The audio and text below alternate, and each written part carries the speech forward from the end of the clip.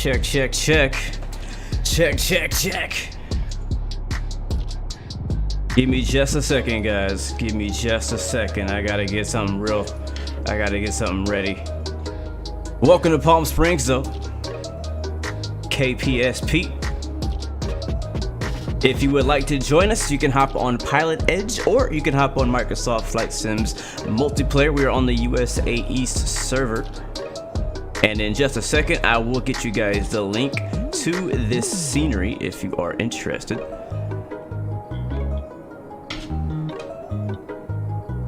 But I am almost ready, guys. We'll be parking on the Atlantic ramp on the east side.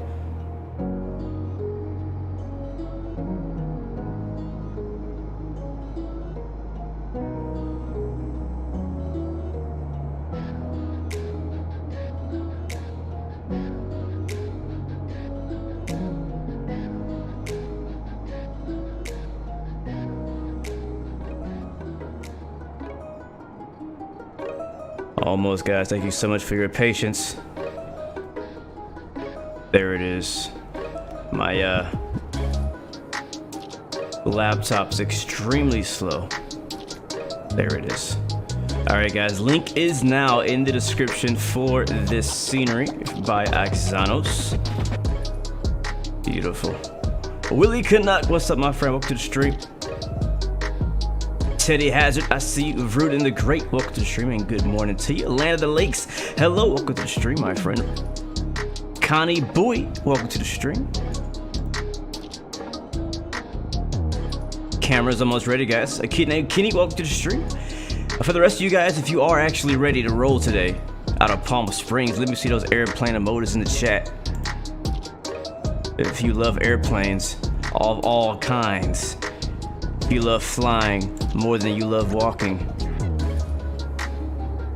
let me see those airplane emojis in the chat. The Sim Captain, hello, welcome to the stream. Good to see you. Mad Dollars, welcome to the stream from the 416. What up, man? Talk Gaming, what up? Welcome to the stream as well. James, hello, welcome to the stream. The Sim Captain, what's up, what's up, what's up? All right, I think I'm ready. Also, let me know where you're watching from in the chat while I'm stalling. Where you watching from today?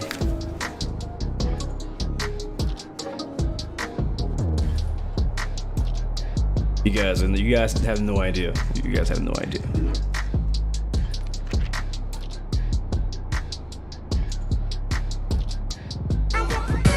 Oh snap! Every day. Hello, Blue. Good to see you again. I have watched many of your streams, even if I haven't been interactive in the chat. Well, thank you so. But I'm usually reviewing things. Thank you so much, Mike's Vision, for that super chat donation, and thank you, my friend, for interacting in the chat. It's good to see you. Good to have you with us. I understand not everybody, wants to chat. You don't have to. I appreciate everybody who's watching, whether you're at work, at school, sneaking your phone under the desk, while you're doing finals this week, whatever that may be. I definitely say appreciate to everybody who comes to support the channel, where you're watching live, watching the replay, skimming through for the takeoff and landing. I appreciate all you guys equally. All right, you guys ready to go? I'm ready now. I think I'm ready now.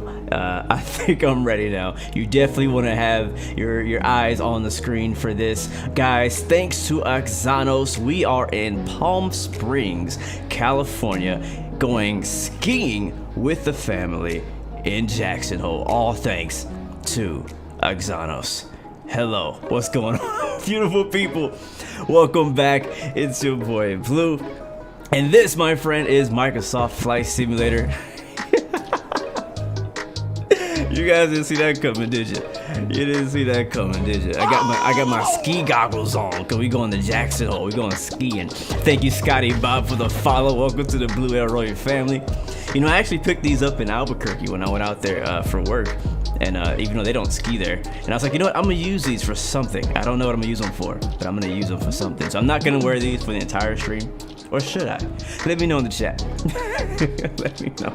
Let me know. I feel like the camera's a little too low. Let me move it up just a tiny bit. Oh, that's too high. Is that too high? No, that's good. All right, yeah, that's good. I can dig that. Yeah, so we got the ski goggles on today. I can see like really good in these too. It blocks the wind out. It's not cold. It's getting cold out here. So anyways, guys, that's enough stalling. We here, guys, in Palm Springs. Again, huge thanks to Axonos for giving me a pre-release version of this. I believe this is actually released now though. Link is in the description though if you guys are interested in picking up Palm Springs. It's a great regional airport. Honestly, it's actually, believe it or not, one of my personal favorite airports in the world. Why is that? Mainly because of what surrounds it. I love the area around it. I love flying VFR into Palm Springs. I don't mind flying IFR as well. Today we'll be flying IFR. Let's go back to our plane and we'll see what we're flying today. We're actually flying IFR, but private. We got the family on board, as I said. Thanks to Axonos for hopping in the private CRJ 550, and yeah, the whole family's going out for a skiing trip right before Christmas. So that is the plan. We're over here on the Atlantic ramp. You can see the Atlantic FBO right there, and they got a couple of hangars next to it. We got an F-18. It's gonna be our escort, I assume. A couple of Cessnas around here. So I got some private jets on our right and private jets on our left. I'm telling you, whenever somebody clicks on the stream, they're like, what the heck is going on? What is Blue wearing right now? Is that Blue? Who is that person behind that ski mask? Should I do it like this? I don't know. I'm gonna take it off at some point. Right now, I'm gonna leave it on because I'm just, I don't know. Because I don't know. I don't actually have a reason to have it on. I'm cold, maybe. Yes, in Infinite Flight. I think honestly the reason I like this airport so much goes back to my roots of Infinite Flight, flying on mobile flight sim. I always flew in and out of Palm Springs. And I also did ATC here in Palm Springs. So if you see this thing started, we'll get the engines shut off. Again, we are on Pilotedge today, but if you want to join us, you could either join us on Pilotedge, which is an ATC network. It's a paid ATC network where you get like the top of the line ATC, like full coverage everywhere in the Western US. Or you can hop on Microsoft's in-game multiplayer. I'm also running that. So battery on. And let's get the APU fired up as we get the nav lights on, hydraulic 3A on, and power selector. Let's go down here. We'll check, see if the APU door is closed. We do have crew positions available, but we actually have something even more special. Let's see. Let me think. Trying to think of a trivia question that I can give you guys in the chat, and if you get it right, you win a prize.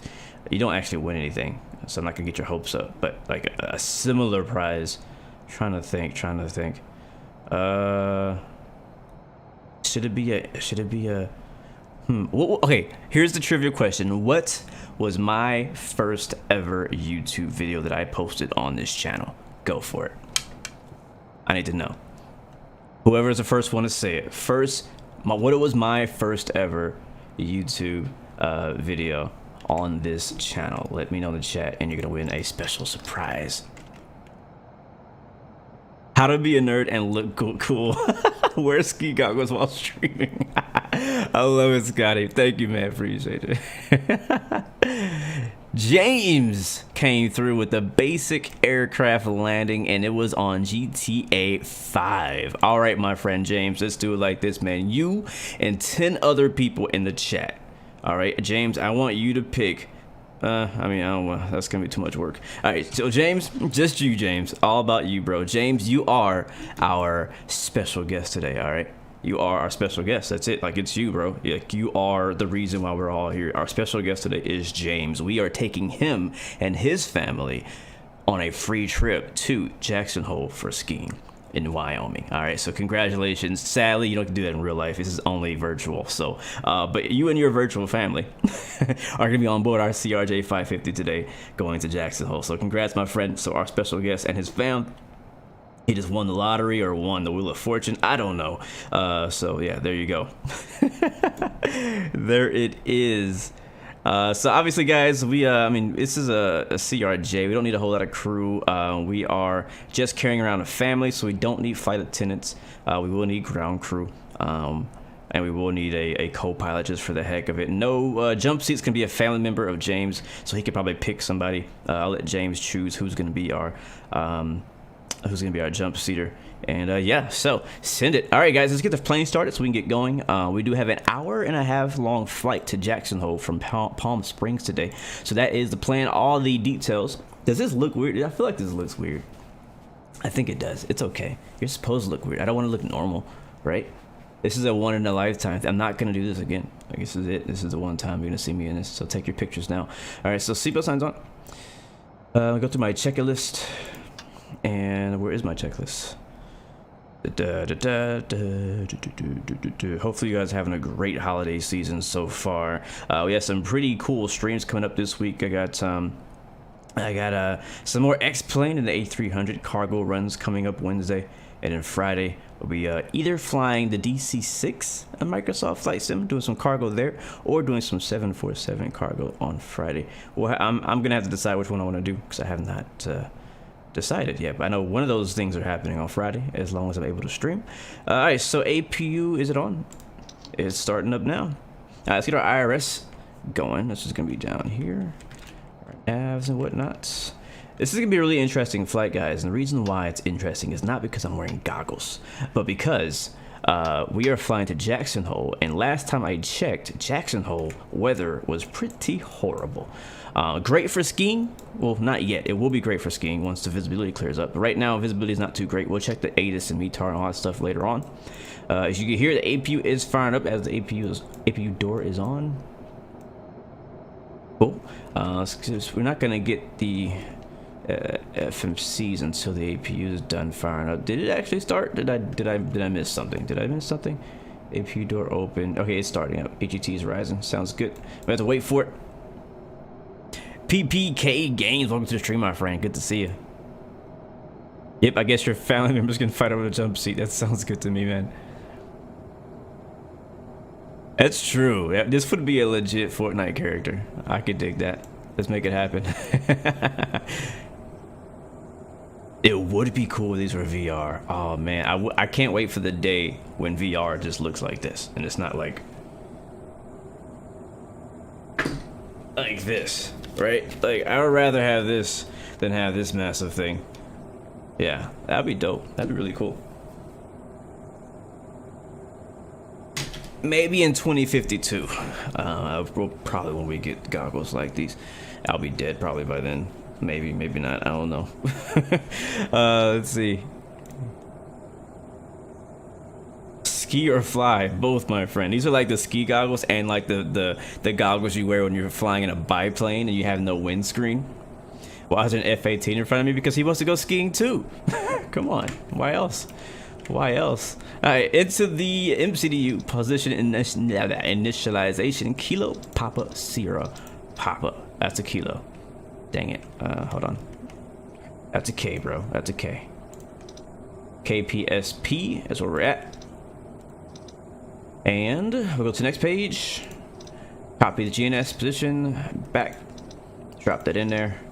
Flight plan. We'll type in Kilo Papa Sierra Papa.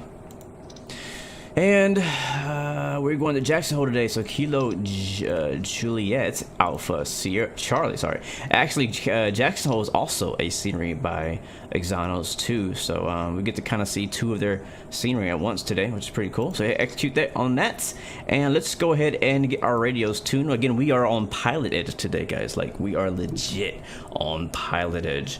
And there is apparently a clearance delivery here. Let's see if we can get an ATIS frequency. 124.65. 124.665. Sky condition clear. Temperature 10. Dew point -2. Altimeter 3009er. Arriving and departing runway 31 left, 31 right. Visual approaches in use. VFR departures, contact clearance delivery. Advise on course heading, altitude, and if flight following is requested. Read backhaul runway assignments and hold short instructions. Advise on initial contact. You have information Yankee. All right, guys. We have Yankee, but we didn't hear the whole thing, so I'll listen to it one more time. Palm Springs International Airport. ATIS information Yankee. 1553 Zulu. Wind calm. Visibility 10.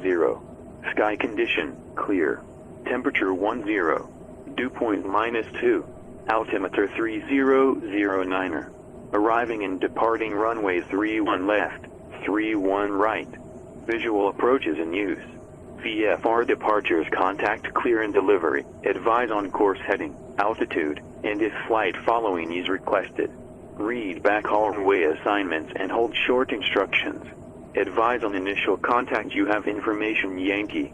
Alright, we have information Yankee, and yeah, I heard enough Palm of it. Springs International Let's go ahead and Airport. get off ASUS of that. information So let's hit Yankee. that button. 1553 Zulu. There we go. That's gone. All right. So let's see. Where's my chart? Chart's over here. We'll put this right here.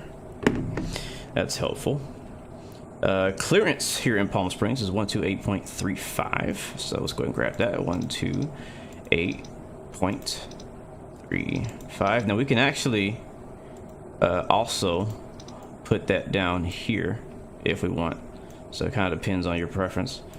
It's sometimes easier is just to type it buttons, but then sometimes maybe it's easier to do it like this. And my navigation, my radio panel, for whatever reason on Microsoft has not been working since the latest update.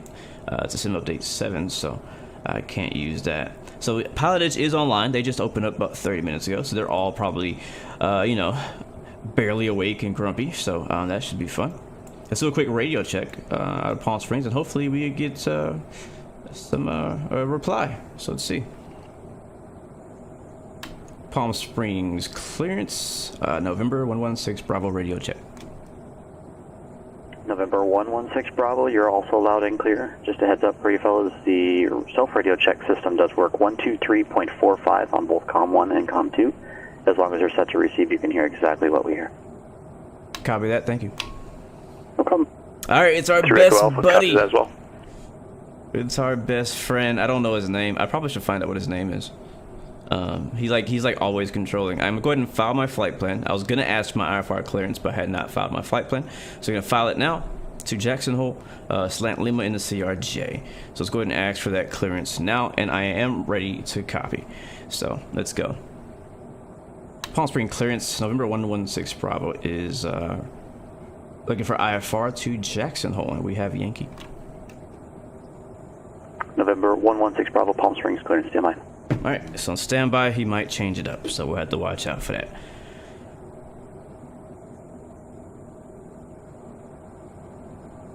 We can probably disconnect that ground power because we are using the APU. Doors are still open. Anything else I need to do before we, I guess we need fuel, right? Yeah, we do need fuel.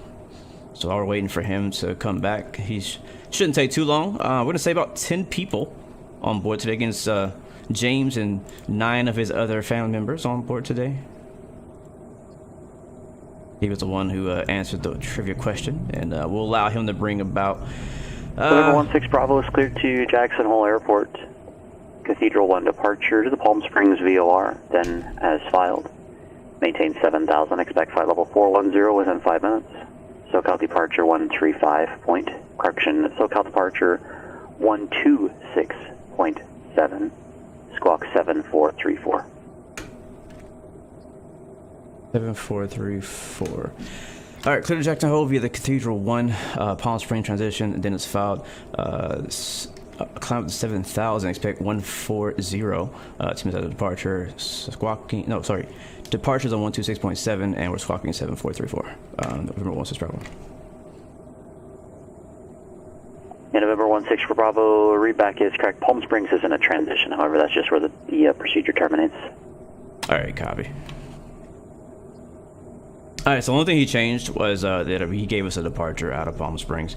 So that's fine. We got our squawk code and we got our departure frequency. So I'm going to have to grab all that information here. Let's go ahead and finish up with our performance and weight and balance before we get to that point. So it's we only got 10 people on board. There's no way we have thousands of pounds of cargo. Yes, it's it has enough seats for like what, 50, but we got 10 people chilling in here comfortably because this is a private flight out there. So we're gonna go like I don't know, in the back.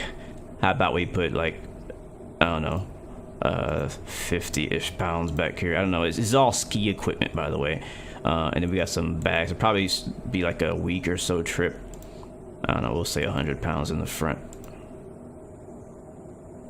Yeah, something like that. And then fuel, sim brief says we need 9,099 pounds. So we're actually not too far off from that.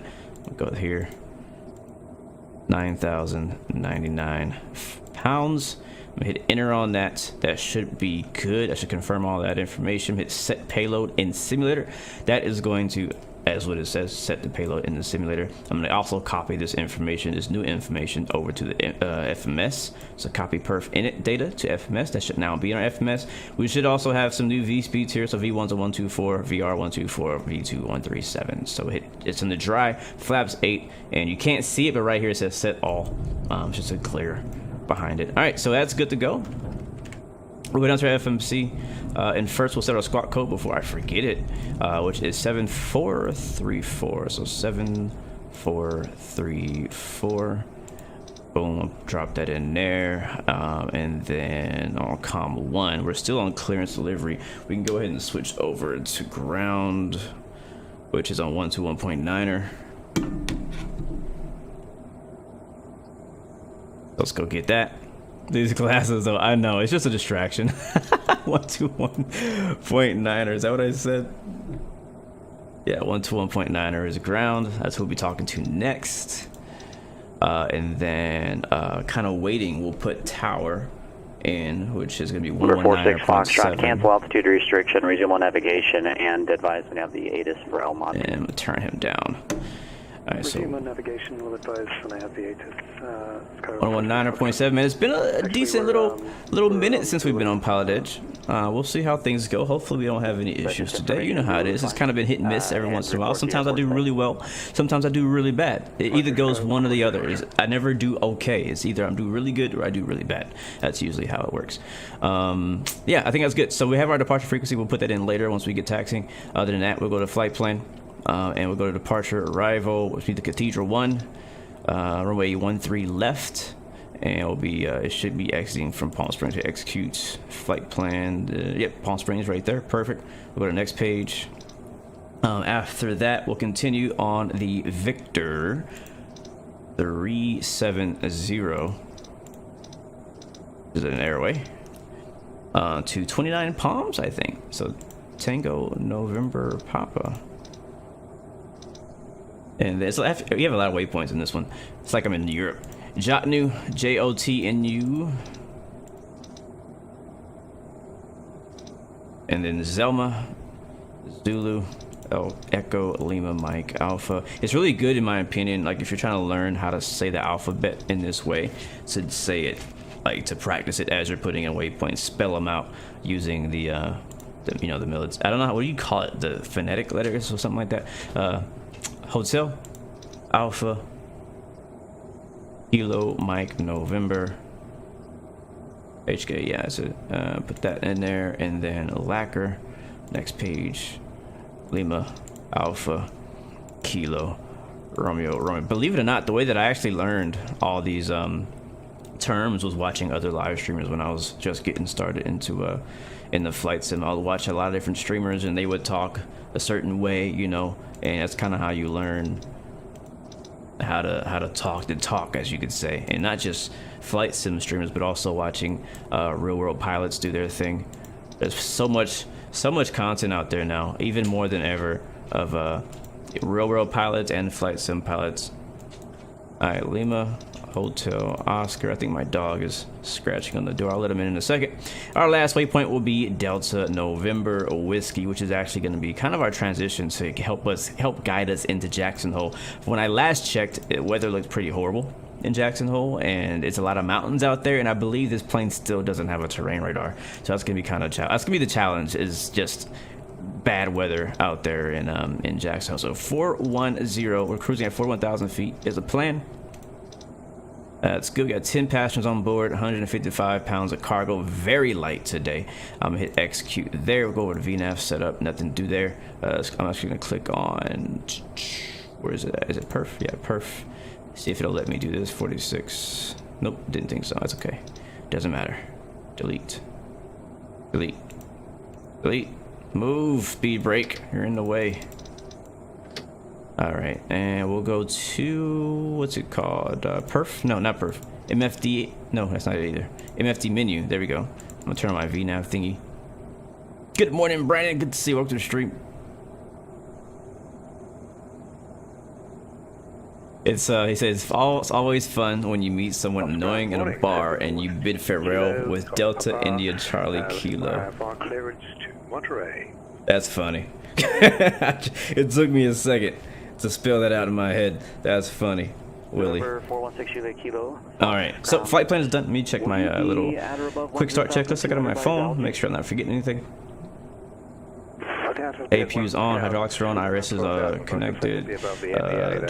Flight plan's good, perf's good. V speeds, I think we do. Yeah, V speeds are set. Yep, affirm. MCD menu is good. We'll arm our thrust reversers. 126.1. That's correction, Joshua approach. And there we go, and we're good. Yeah, we're ready to push now. Yeah, buddy. Gonna make sure that all this is in. Joshua, sorry, 3337 for the squawk. Alright, good to go, guys. Let's do a real quick outside check. Quick walk around, and then we are ready to go and take James and his family to Jackson Hole. So, I don't know if you can ski, James, but you about to learn. Do I ski? I would like to, honestly. Skiing is something I've always wanted to do. It's on my list of things to do. I've always wanted to go to Jackson Hole. I've always wanted to go skiing and snowboarding. Or at least try it. I might not be good at it. I might hate it when I do it, but I want to at least try it one time in my lifetime. Kind of like skydiving. You want to try it at least once, and if you don't like it, you'll never do it again. Or if you fail at it, you'll never do it again. So real quick outside check, real quick walk around. You can see beautiful CRJ 550 by Aerosoft. Everything looks like as it should be. We got the nice red private livery on it today. All the antennas on the bottom look good, no issues there. Lights look good. The leading edge looks good.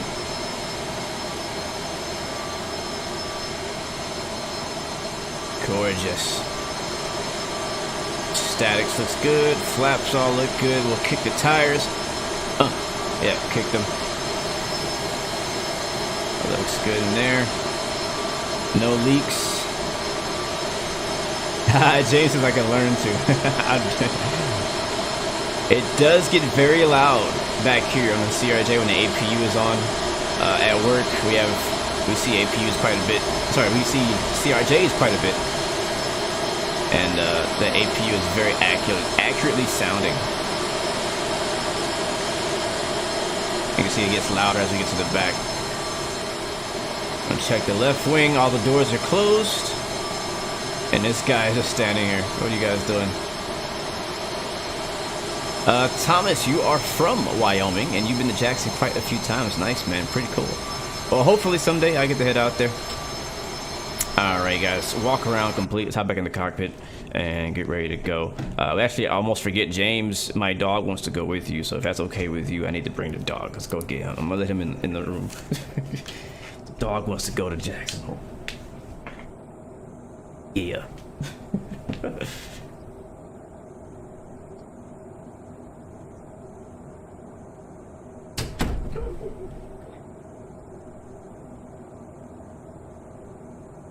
Say hi.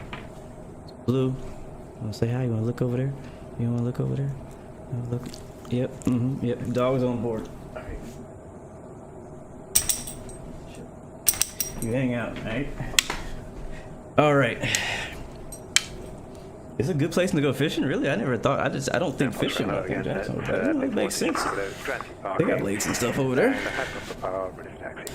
All right, hey, guys, we are ready to go. Let's go ahead and call our ramp crew. 416 Julia Kilo Fox ground runway 24. Again, we are on Pilotedge, so we have to be official.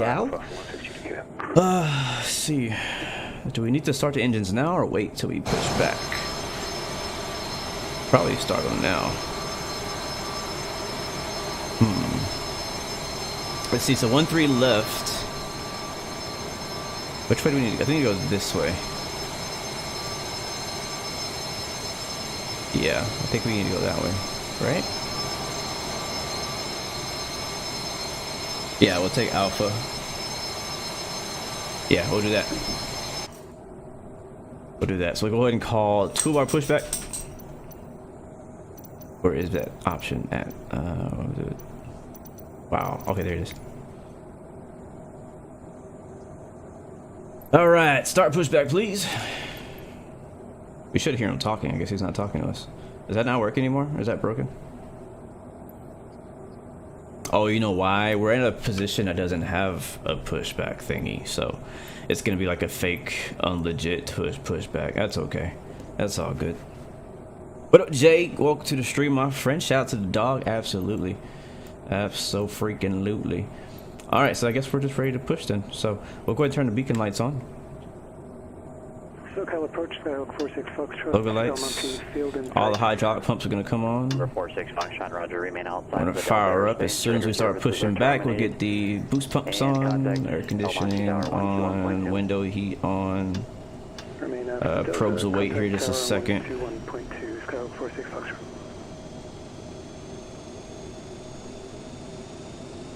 Remove the chocks. Close the door. Oh wait, I missed it. I always miss the door closing. Dang it, I'm horrible at that. Ladies and gentlemen, on behalf of the captain and crew, welcome aboard. Oh hey, we have a flight attendant apparently. We hope you enjoy flying Or is that with us. James' sister? Before takeoff, we would like to encourage all passengers to watch our cabin crew Who display wants to the be a safety flight features attendant of the someday, so aircraft. she's pretending to do the safety announcement. That's 7416 Judah Kilo. Alright, boost pumps are on, hydraulics are on auto. We are ready to push, guys. 4160 Judah Kilo Fox, tower wind 240 at 14, runway 24. I do want to check one thing here. Lower that. What is the altimeter? 3009? Let's change the altimeter. There we go. He gave us 7,000 feet to climb up to.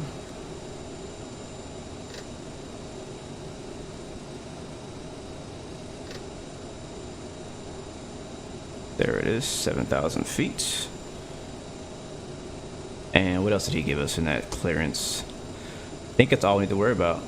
Yep. Cool. And we'll go ahead and turn our transponder on. I think we might have to do that through the UI, because I don't think that actually translates it over there. But that is us squawking Charlie. Staff trims. Yeah, I'm gonna go over there to the UI and do it. It says mode C. Okay, I think it's good. I think it's working. All right, release the parking brake. I don't think we need to ask clearance to push, so we're gonna have to release parking brake, which is back here.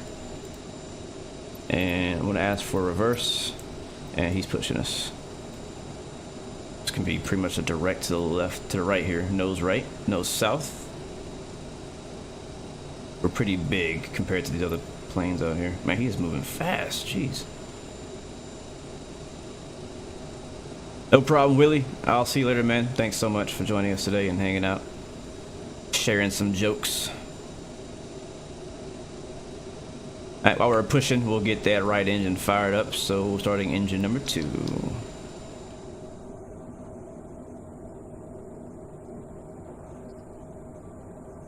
Put us on the line here, buddy. Thank you. That's good enough. We can hold there. And stop pushback. Alright, cool. We'll set the parking brake again. And we'll check our N1. We are ready to introduce fuel on engine. Kilo contact departure. There we go.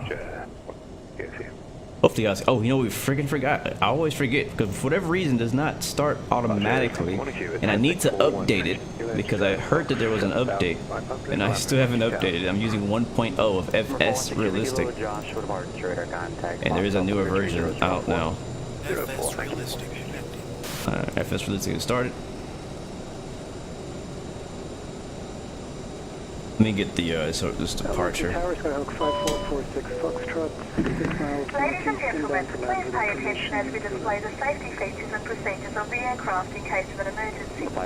During an emergency, please remain in your seats with your seatbelts fastened and your seats in the upright position. In case of a drop in cabin pressure, Philip, breathing masks will I drop love from you the ceiling guys' and should be placed over your head. reactions to these If there is goggles. smoke in the It's cabin during the hilarious. evacuation of the aircraft, the walkway emergency lights will display to the exits, which are located here and here. In case of an extreme emergency landing, you'll be instructed to get into the brace position, which is executed Alright, start by engine number placing 1. your head between your knees with your hands over your head. We would also like to remind you that you should turn off all electronic devices. We thank you for paying attention during this brief presentation. Thank you very much. James' sister. I'm not sure if you actually have a sister, but let's just pretend he has a sister.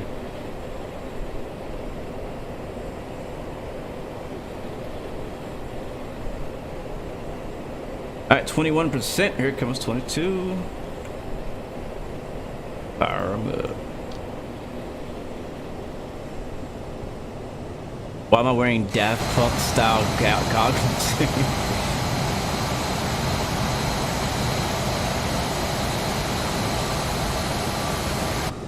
Alright, we are ready, ladies and gentlemen. Flaps set. Yeah, I think that's the spot. Is that the spot? That's the spot. Alright, we need to get the emergency lights armed. Yaw damper on.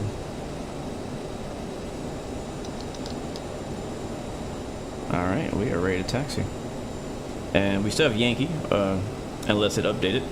I'm gonna get you guys the departure so we all can be on the same page after I get my taxi clearance.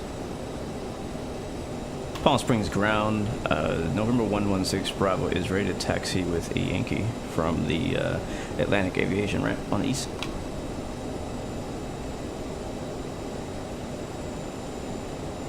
November 116 Bravo, Palm Springs ground away 31 left, taxi via Alpha. 31 left via Alpha, November 116 Bravo. Alright, park brake release.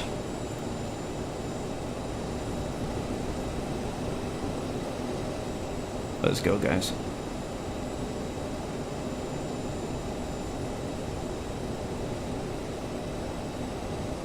Didn't need to give it power.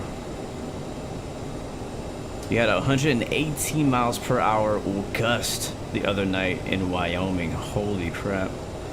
It is going to be snowing. He said he does have a sister. Nice. It probably makes it even more funny. Yeah, it's going to be snowing in Wyoming, by the way, guys. So we'll check the weather while we're en route. We have a lot of time to get there, so I'm not going to rush into that. Let me get my track IR on.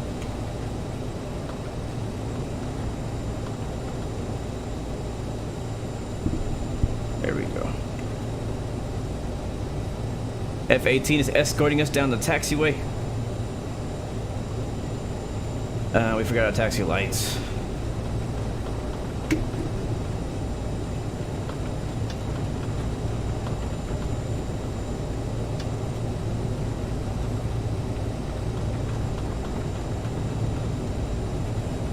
And APU off.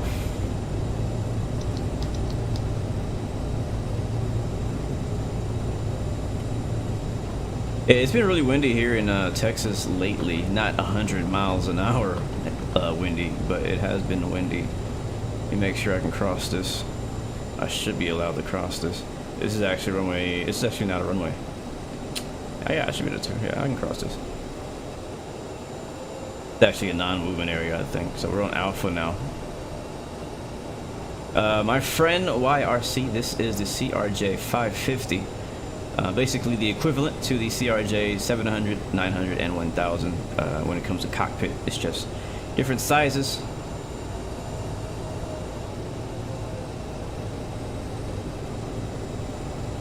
I feel like I'm forgetting something.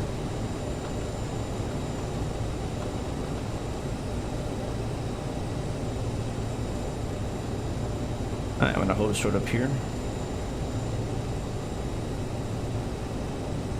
Monte Tower, Sky 46 Foxtrot, verify clear to land 19er. Number 46 Foxtrot, you weren't yet, but you are now. Runway 19er, clear to land, wind calm. Clear to land 19er, Sky 46 Foxtrot. Alright, we're gonna hold here Alpha at 31 left. Set our parking brake.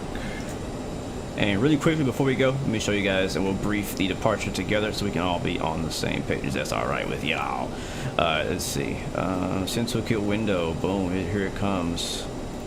There it is. All right, so this is Sim Toolkit Pro. I got my scratch pad here, as you can see.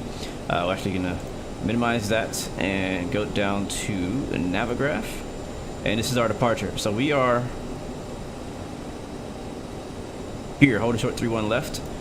So for this departure, it wants us to go basically runway heading 310. Doesn't say an altitude to climb at, but we ought to make a right turn to meet the Palm Springs VOR 115.5, and then after we hit the Palm Springs VOR, we'll continue as filed. So we'll probably go whichever direction Wyoming is. Let me read it out though. So 13 right, left, climbing left. No, wait, hold on. Wait, is it a left turn or right turn?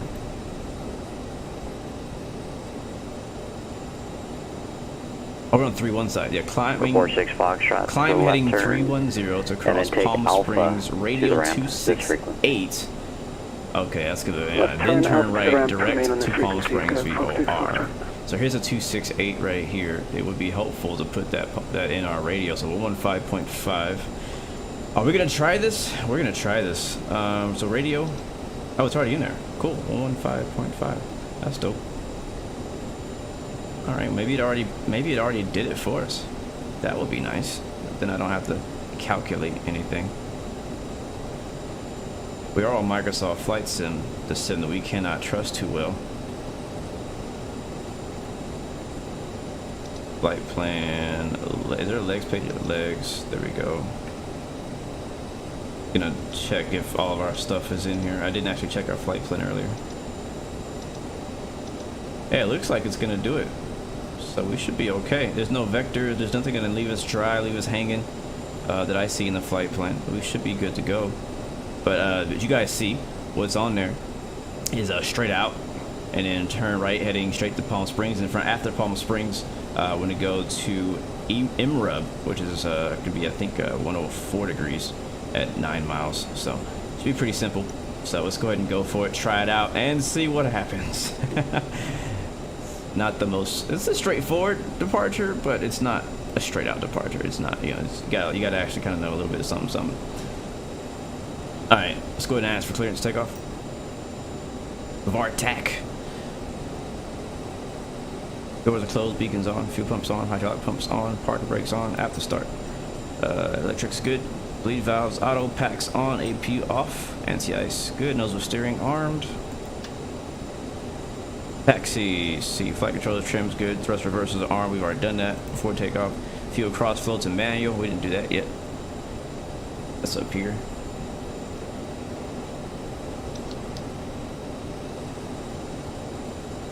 Transponder good, radar good.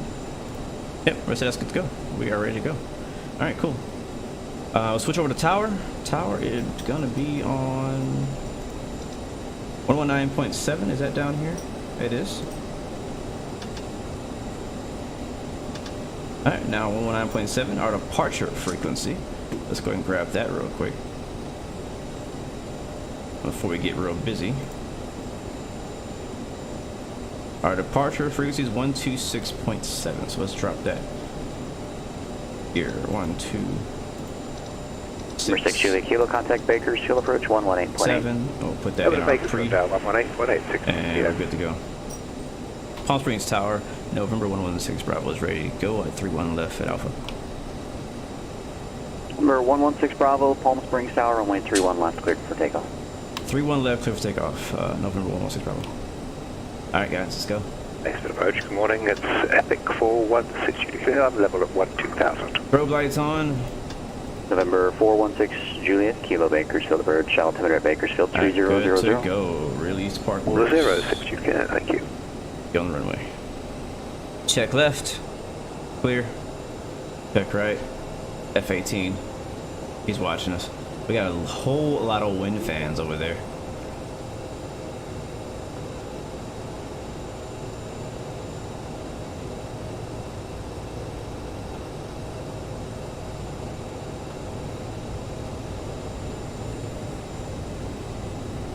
I'll bring the cameras back on for you guys, and I'm going to be kind of quiet on this departure so I can make sure I fly it correctly while trying to handle the radios at the same time.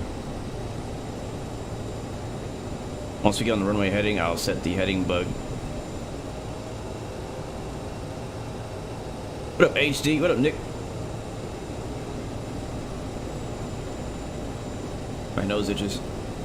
That's one thing when you're in VR and your nose itches. You have to like dig in there, like to get underneath the goggle to actually get to the nose. VR problems. All right, guys, let's freaking do it. So we're gonna sync our heading. Should be synced to 310. It didn't do it.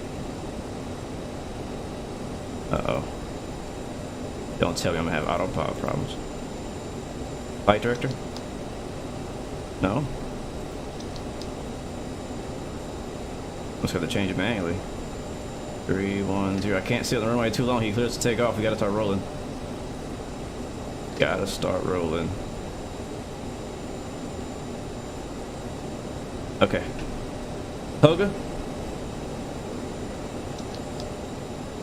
Let's do it, guys. Steer our cockpit.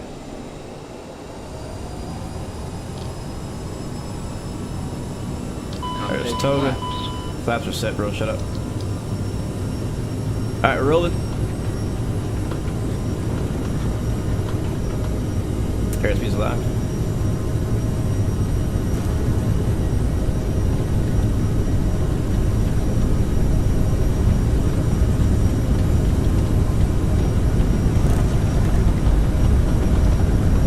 Oh, we're already in the air. Files of brake, you're up.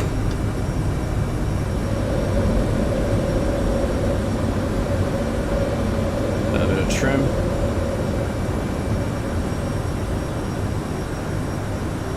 What's weird is the way that it shows the flight plan for me. So I'm gonna fly this departure manually.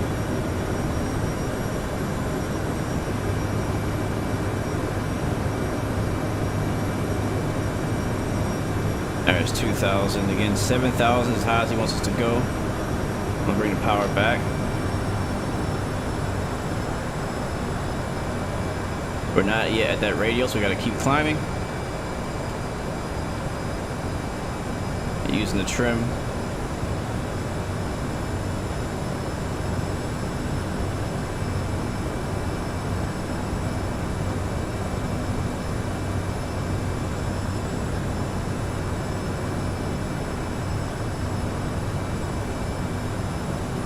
Alright, we're almost there at that point where we can turn around to meet that radio. I can actually see it actually gave us a bit of a thing here, which is cool. Alright, we're at 5,000 and there it is, making our right turn. Look at all those wind fans down there. Keep the nose up again. Do not want to be descending in our turn. I'll go flaps up. 416 Bravo, contact SoCal departure. Contact the departure at 16 Bravo.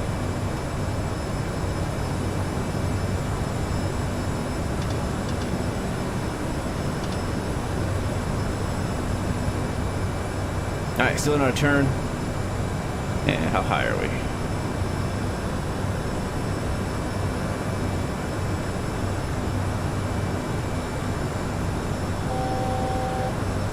Departure November 16 Bravo is climbing past 6,300 on the Cathedral 1 towards the Palm Springs V1.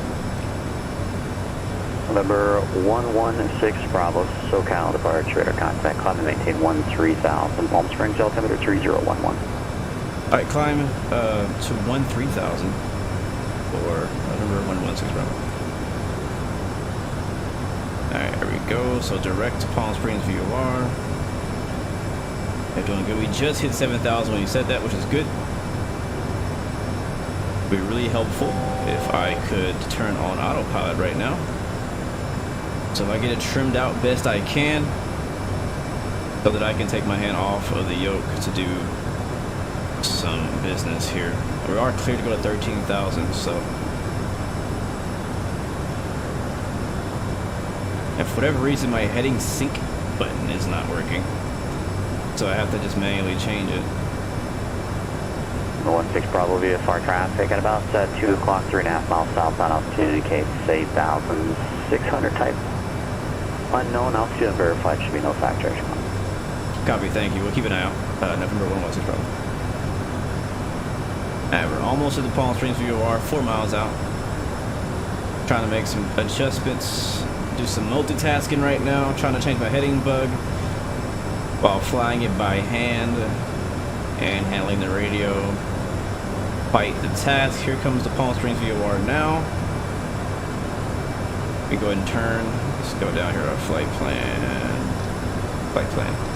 Legs. Let's go direct.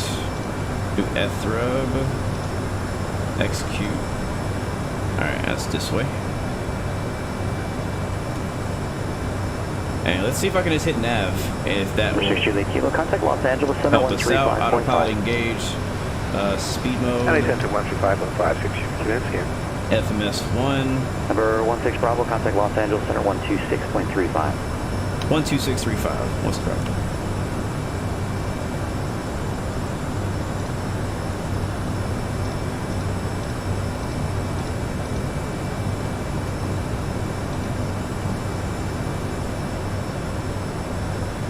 Alright, hopefully the plane's going where you're supposed to be going. We'll put our throttle in climb mode. There we go. I really hope it's going where it's supposed to be going. Okay, yes it is. Cool. And 13,000, so we're supposed to be stopping. Come on, autopilot.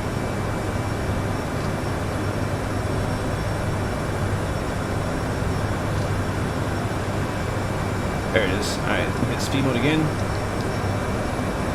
IS 227. Center November 116 Bravo is climbing 12,600. The 41, correction, November 116 Bravo, LA Center, turn left direct, 29 Palms VOR, resume navigation, climb and maintain level 230. Up to 230, left direct to 29 Palms. Power back, power back, power back, power back. Good morning, it's power back. 416 Juliet Kilo, level of 12,000. Getting a bit of ice here. Up or down, what would you suggest? Alright, direct to 29 Palms. November 416 Juliet Kilo, LA Center. I've got no reports. You're the first. You want to go higher? And guys in chat, let's turn this down. Let me know what you want to do. Pass Global Golf. Can't hear myself. I can't hear myself. There we go, that's better. Alright, so guys in chat, please confirm what that altitude he gave. I think it was 23, right? I think it was 23. Are we turning? To 29 Palms? Let's see.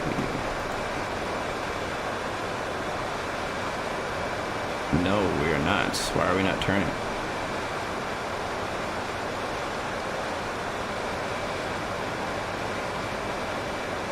Alright, we'll fix that. We got heading mode for now.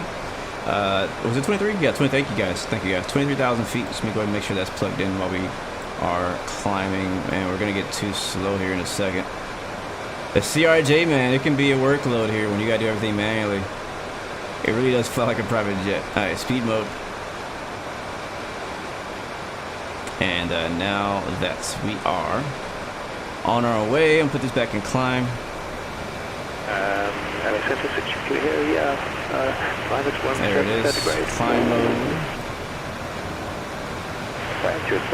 Alright, so real quick check. Altitude at 23,000 feet.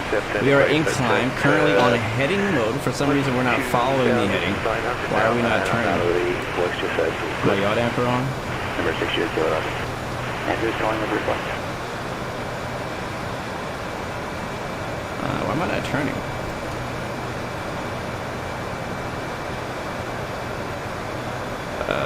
Why am I not turning? Number 16 Bravo, LA Center, where are you headed? I would like to ask the CRJ the same question. Making that change, making it going direct to 29 Palms. Number 16 Bravo. You're not climbing either.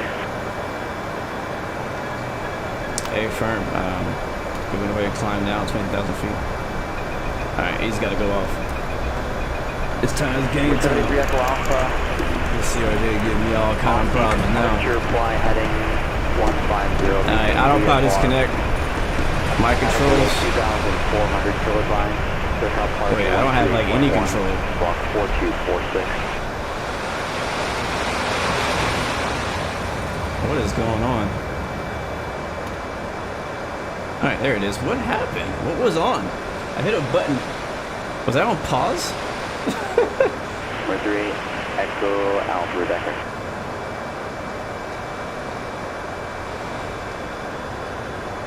Alright, let's try that again. Autopilot on. Nav mode. No, heading mode. Speed mode. Alright, now we're doing both things. We're climbing and we are turning. There you go. I don't know what was going on. No clue. No clue at all. It's pretty simple. Like, it's not a difficult task to do. Alright, so we're going direct 29 Palms, climbing to 23,000 feet. We'll turn that off. Turn off our reverse thrust. And yeah, we're so far alright. Well, not so far. That was horrible departure, but at the moment we're okay.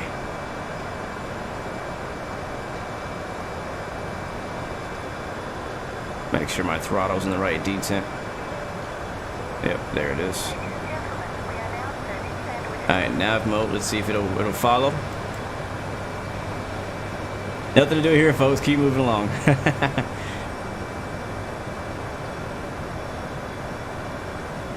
Alright, nav mode activated on FMS1. That's how it should be. I'm going to change my speed to 265. It's actually going to level us off for a little bit, and then it'll climb back up once we reach 265 knots. We're almost time to hit the standard. I'm going to go ahead and do it now, in case we get busy. So I think that's standard right there. That button might not work either. Yeah, it's not working. So we'll just go manually back to 2992.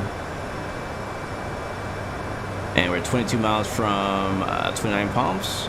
I'm going to zoom out my map just slightly. No, I'll leave it like that. What up, Charles? Welcome to the stream. We are climbing at 1,700 feet per minute. Yeah, I don't know what was going on there. Like, sometimes you'll have that problem if your yaw damper is not on. Our yaw damper was on. That I do know for sure. Alright, we can put this away.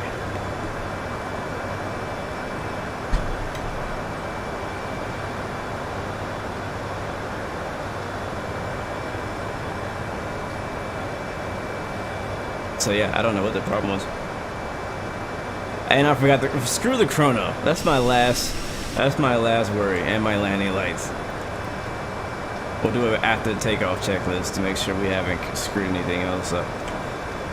Oops, not that one. Number 16 Bravo, contact Los Angeles Center 124.62. 12462, 16 Bravo. Number 416 Juliet Kilo, contact Oakland Center 128.7. We'll see ya. Over to Oakland now, 128.7, 6 again. I guess it's 124625.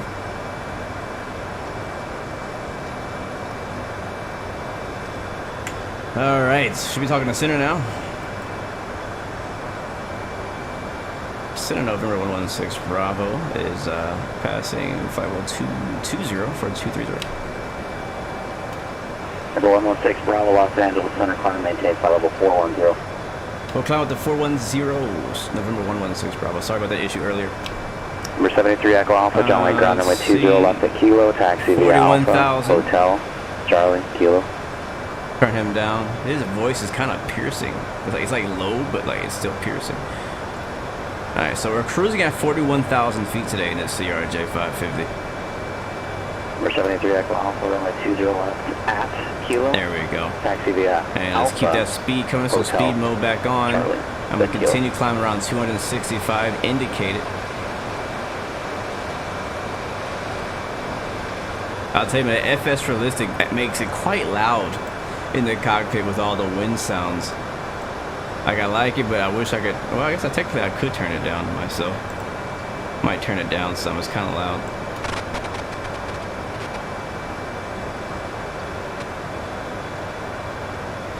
Yep, 41,000 feet, baby. That's how we do it. When you're flying private. That's a private airspace is what I call it. 41,000 feet to 45. Okay, all right. So we're on 124.625. We're on, I think it's LA Center. We're squawking Charlie. Legs. We're going to 29 Palms. We're actually flying right over 29 Palms now. According to Sim Toolkit Pro, we are currently. How far are we? 1 hour and a half away. So again, I knew it was gonna be a while. It's not a short flight. We're going all the way up to Wyoming from Palm Springs, so it's not a super short flight, but it's not long either. It's about hour 35 or so, hour 45 minutes, I think. Let's go over here and we'll check our climb checklist. So bleeds and APU are set and good. Thrust reversals are off. CAS is checked. Let's check it actually. CAS is good. Yeah, that's it for climb. Pretty simple checklist, not much to look at there. Yeah, we'll leave it there for our descent for later. Alright, nice. Alright, so we had a little bit of a bumpy start there. Yeah. I still don't really know what was going on, and maybe we'll never know. But it's you know, whenever I fly Microsoft Flight Sim, I know that it's always a risk that something like that might happen. I don't want to completely blame Microsoft for it because I don't really know what caused it.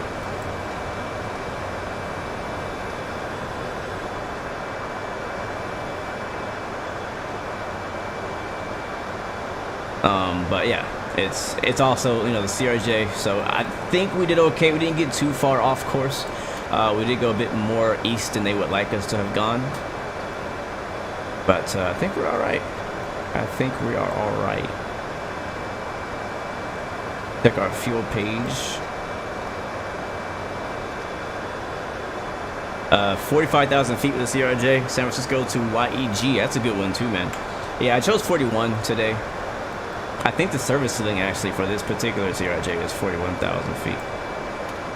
You could probably take the CRJ 200 to 45. Let's go outside. Look at that view. We're already contrailing. That is gorgeous.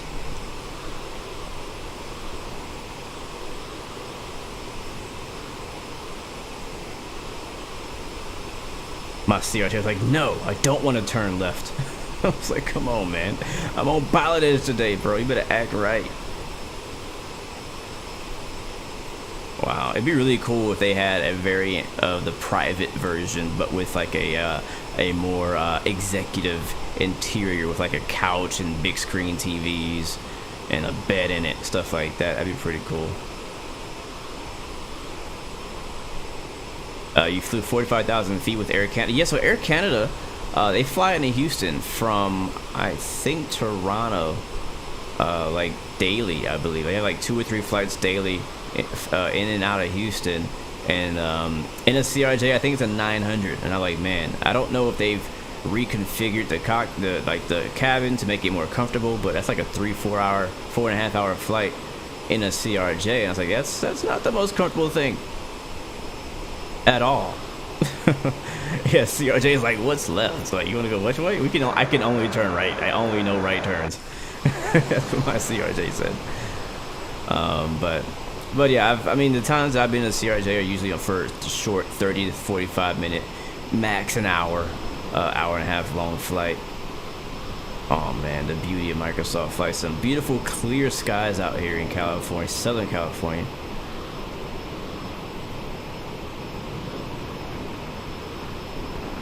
Delta also flies. It's a lot of CRJs that fly into Houston. Delta has CRJs in the Houston. Air Canada, United, obviously, because that's their hub. They have CRJs. United mainly uses the ERJs for some reason. The E145s and even the other ERJs. What do you call them? I don't know ERJ that well. So I know there's the CRJ looking ERJ, the carrot. And then there is the other ERJ. I can't remember. Is it 195, I think? Or 75? Yeah, those. They also use a lot of those. Oh, nice. That's good. I'm glad they've added some more seats. I was thinking how uncomfortable of a flight it would be to fly that far in a CRJ. But I guess because mainly the airlines like American, Delta, United, the ones that I've flown CRJs with have always been extremely short flights. You don't get any food, you don't get any snacks, you don't even get water. You get literally no amenities. And so it's really just a commuting type of flight. There's nothing special, nothing fancy. So it'd be really cool if I get a chance to get into one of those Air Canada CRJs to see if how they've upgraded the interior.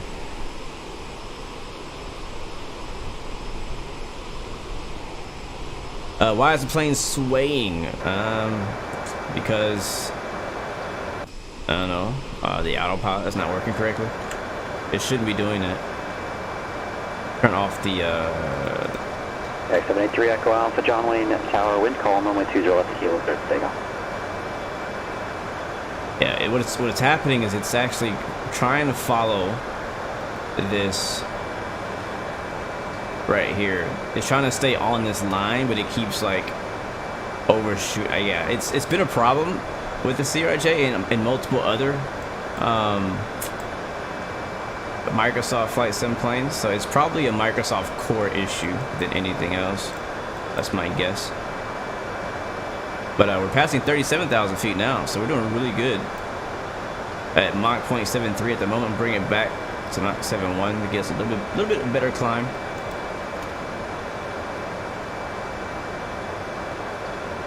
I don't think I put my altitude in here. Did I? Yeah, I did, 41,000 feet. Alright, cool.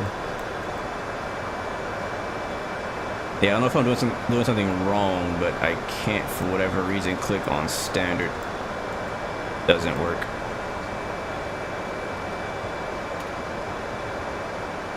Thomas Godfrey, they have CRJ 200s that make flights from Denver to smaller Wyoming cities. Yeah, that sounds about right.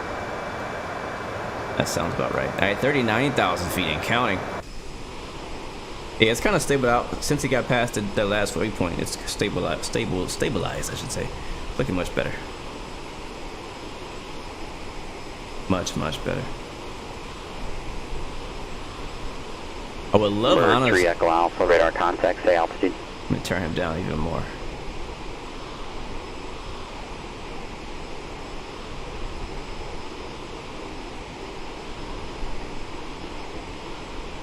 Alright guys, again, we are, if you're just joining us guys, this is Microsoft Flight Sim, and we are currently transporting James, a special viewer. I'm not sure if he's still in the chat right now, but our good friend James, 3 Echo Alpha, we're transporting him and his 9 family members to Jackson Hole, Wyoming.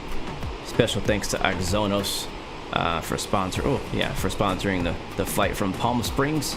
The brand new Palm Springs scenery, which I believe is now available. If you guys want to pick it up, it's pretty solid. It's pretty good. And honestly, again, I've always loved Palm Springs. I've always loved flying in and out of there. Personally, got a little bit of turbulence. Look at a little bounce, little boomity boom. Oh, try right-clicking it. Oh, that's a good idea. Let's try that.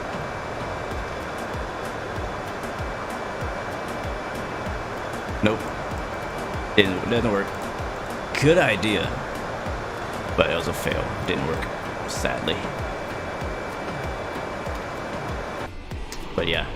I don't know why. I guess I like the scenery around Palm Springs. I like that it's really close to Big Bear, which is another really small airport. You can fly a lot of GA flights too. But yeah, I don't know what I guess exactly it is about Palm Springs, the area of it. I've never been there in real life. I've heard it's kind of rich out there, a lot of golf courses, stuff like that, so I could probably never afford to live there either. Probably wouldn't want to, honestly. I don't know if I would want to live in Palm Springs. I'm not sure. Unless I was like super rich and was trying to avoid the world, I might probably live out in Palm Springs. Get a mansion out there, something like that. But yeah, I've always just really enjoyed flying in the Palm Springs, so it's good to have some scenery for it for sure. Jackson Hole as well is one of my favorite smaller regional airports to do. I kind of like that kind of like that Axonos has been focusing on some of these smaller airfields and not just massive international airports. because I love my international airports, but I love also some of my connection places. My Jackson Holes, my Sedonas, my Tellurides, my Yellowstone International. Somebody's working on a Yellowstone International, and best believe I will be flying there when that comes out. I can't remember who's making it, but it is a gorgeous place to fly to. Tunes, you're flying from Seattle to Denver, and then Denver to Orlando. Nice, man. Astronomical, welcome back to the stream, my good friend. Welcome. Good to see you. And Cora Connor, welcome to the stream as well. Good to see you.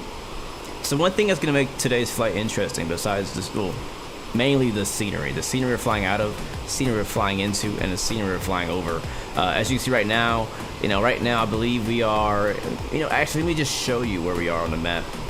It'd be much easier to show you where the heck we are. For those of you who are unfamiliar with your geography, I will teach you, if that's okay. That's alright, it doesn't matter if it's okay or not, I'm going to show you anyways. So this is where we are. Took off out of Cali, Southern California, here in Palm Springs. So you can kind of see our flight track. Took off, did a really good, in my opinion, I thought I did a great job on the departure, and handling the radios manually, flying it into the Palm Springs VOR, and then making that turn. We kind of got a little sketchy around here. What really happened is we just didn't turn. We should have turned earlier than we did. Other than that, everything has been okay. Went to 29 Palms, and then we're supposed to fly direct, I think, from there to where we're going now. Oh no, what, 29 Palms? Yeah, that's 29. So direct 29 Palms, and then I think it was just following the flight plan the rest of the way. But so we're flying over kind of Boulder City. We're actually not far from Vegas. If we look off our left wing here in just a second, we might be able to see Vegas in the distance. We'll have to see if the draw distance works. But we are down here going up to Jackson Hole, Wyoming. This is north of Utah. So we're going to be flying through the tiny south tip of Nevada, which we're actually over right now, and then into a piece of Arizona, and then Utah. Let me see if I can change this to light mode. No, overlay. Light map. There we go. You can see that better probably.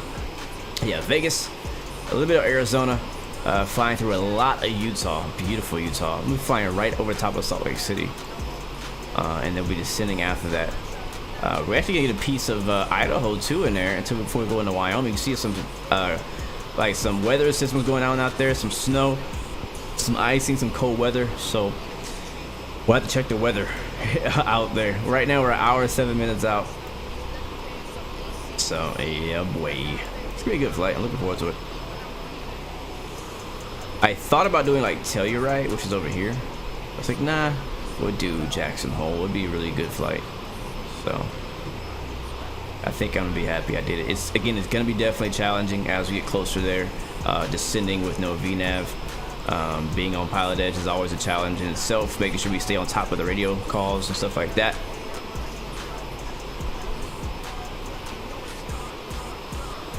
Jay, you're gonna have to once again request that you play something.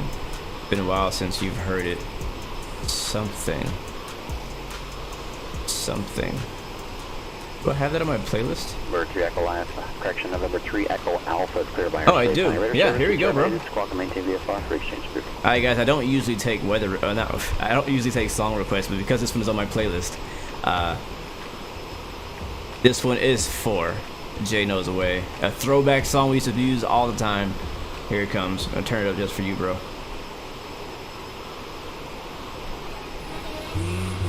Wait, that's not it. Hold on a second. Here it is.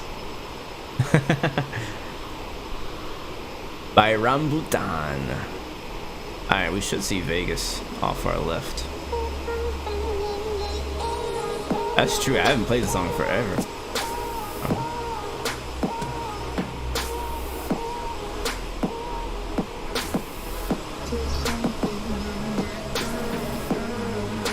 We might be a little too far from Vegas to see Vegas. 224 Charlie Golf, 7 West Ground, good morning. Are you familiar with Tower and Earth Tech Group?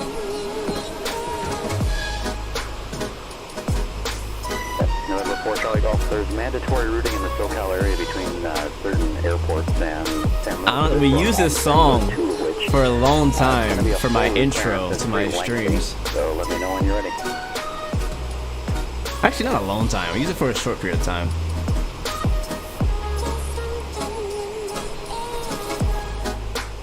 Number 224 Charlie Golf, 10 minutes ground is cleared to Palm Springs Airport. Fly runway heading. I expect radar vectors then to the San Marcos VOR. That's Romeo Zulu Sierra. Victor 386. Fillmore VOR. Victor 186. It's me. That's India Tango Sierra Mike Echo. Victor 264. Pomona VOR. Branher Espina, what's a good stream, man? I hope I say your name right. Victor 197. Paradise VOR. Papa Delta Zulu. Victor 186. Yeah, Tunes, I know, man. You're an OG, bro. November, India, Kilo Lima. I don't see Vegas. Maybe we're not as close as I thought we were. Thermal VOR. Tango Romeo Oh my god, calm the heck down. Direct Palm Springs VOR. Alright, I'll be back. Direct. Maintain 5,000. Expect 1,000 within 5 minutes. Departure frequency 124.15. Hey, y'all watch out for ATC for me. Let me know if he calls me. 47.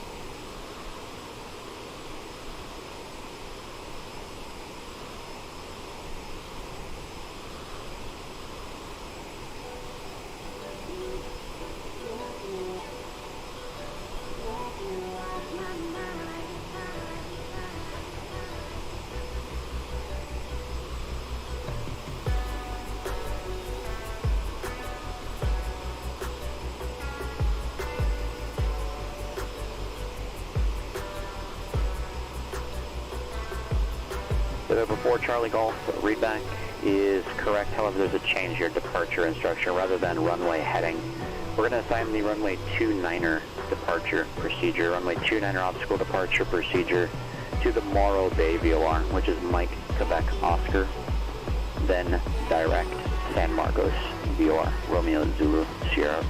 Rest of clearance is unchanged and readback is correct.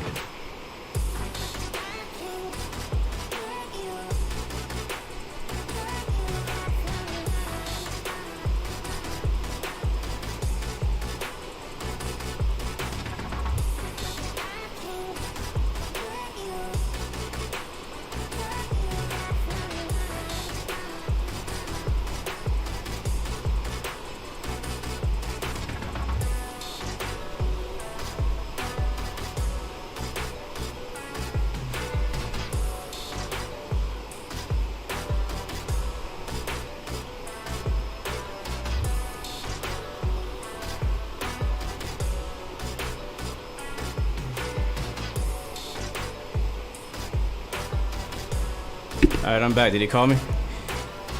Whew. I hope he didn't call me. I'm out of breath.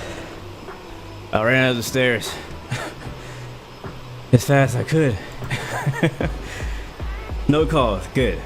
You know how it is when you're on ATC. They wait till you leave to call you. Oh boy. Okay. Catch my breath. Yeah, it was just a freaking water jug people dropping off water and my guard dog. Calling Josh to approach you to take the microphone out of your mouth and try to call again. It was unreadable. My guard dog was, you know, anytime anybody knocks at the door or shows up the door, barks. There's no change. Just remove the microphone. I am actually expecting a package too, so. And he won't shut up until either somebody goes checks it out or they leave. So. But guys, I am back. Welcome back, guys. So just real quick flight update. We are on Pilotedge. Pilotedge network. This is a very poor quality. How can I help you? An ATC network, just like VATSIM, except this is a paid service, and it only covers the western of the United States. All aboard! Thank you, Wolfie Sim.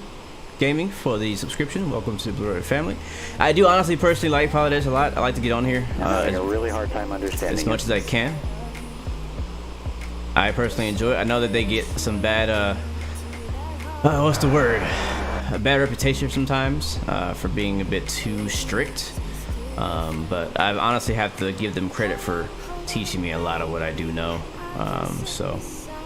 But the thing is, when you haven't done it a while, or you're not on the service a lot, and you don't understand some of the little things that tip them off, then it's very easy to miss a call. But we're flying from Palm Springs, California to Jackson Hole, Wyoming. So far, it has been a gorgeous flight. Jamming out to some music, playing some throwbacks. Roots, I agree. I saw in the chat is definitely the song. I wonder if I can find it. I don't even know. Like it was an old I think it was what do you call it?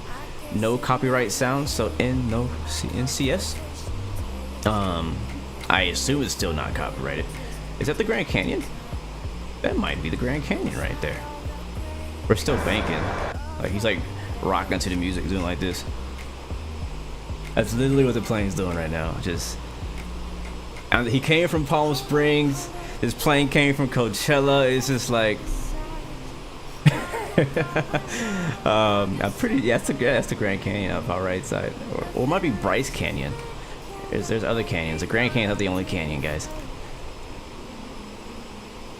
That is the Grand Canyon. A firm, yeah. So we're just north of. Man, we are making really freaking good time. We're about to cross into Utah in just a second. Yeah, it's the western edge of the Grand Canyon right there. That's what that is. NCS, yes, that's what it's called. NCS music. When I first started streaming, you know, doing mobile flight sim and doing X-Plane, that's where I got all my music from. Was NCS. It's free. You could, you know, play the YouTube channel, videos, all that kind of stuff. You know, let me search it. I want to play the track. It's just a throwback. We can celebrate our 26,000 sub special, which just happened right before the stream happened, by the way. That's why I forgot about it. How do I find? I'm just gonna search on YouTube NCS roots and see if it comes up. I hope it's still copyright free. NCS roots.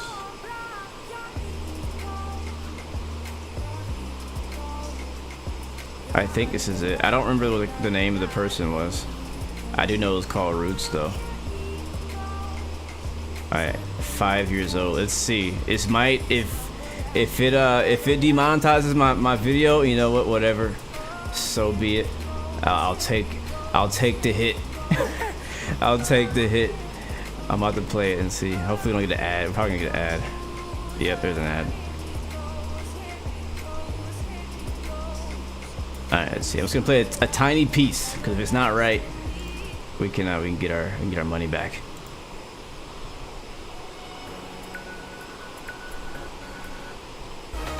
Nope, that is definitely not it. What the heck? What was the name of that song? Maybe it's this one.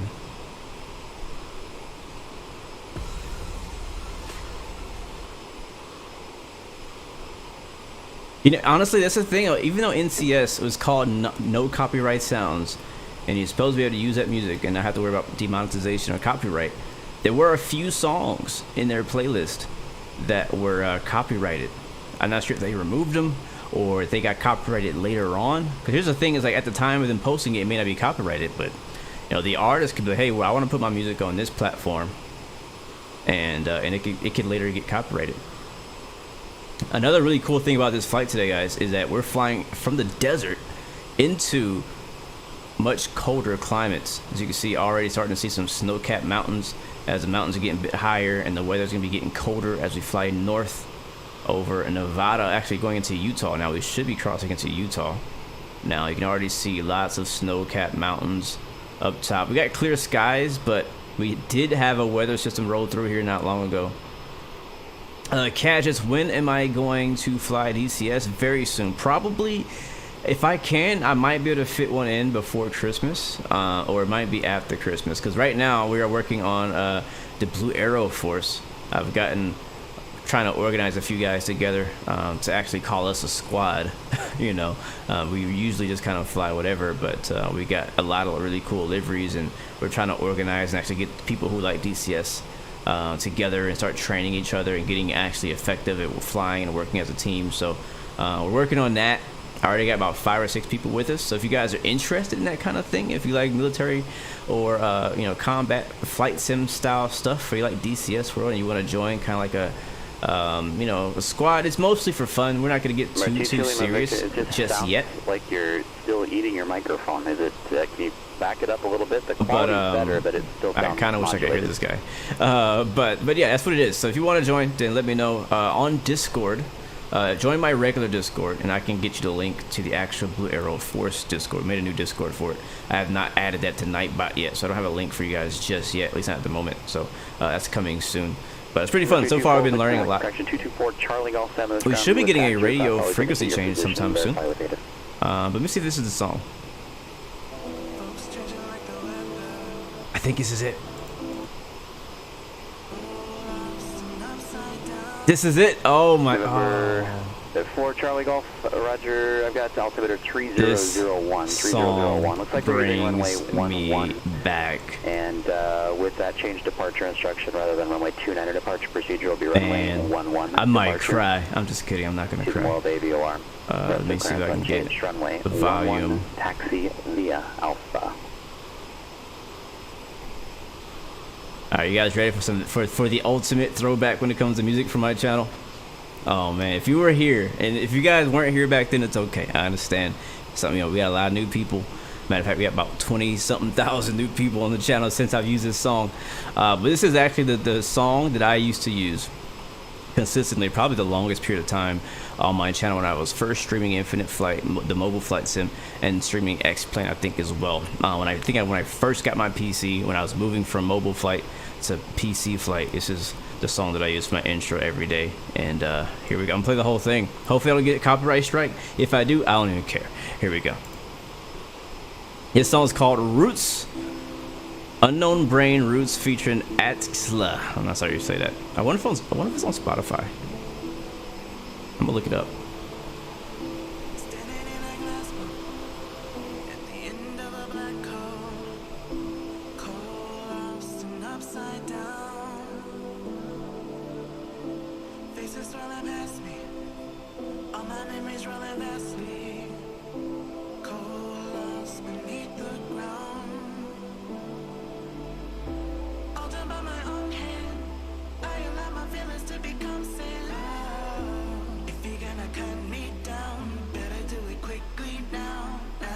You can.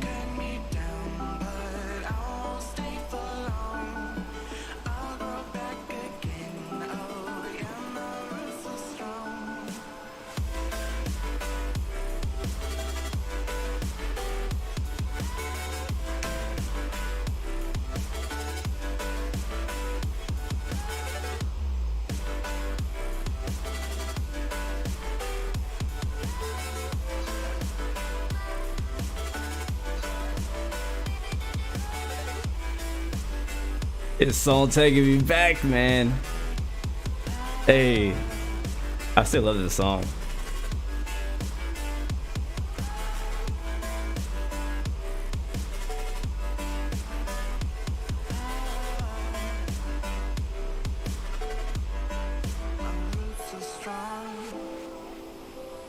I'm gonna tell you guys at the end of this song why I chose this song as my intro.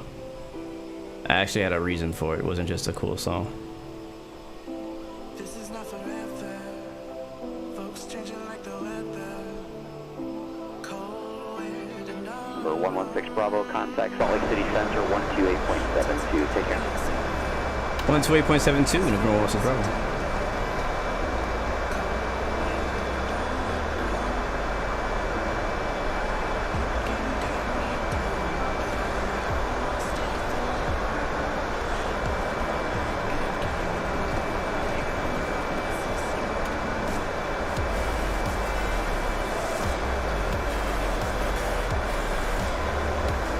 Center, November 116 Bravo, flight level 410.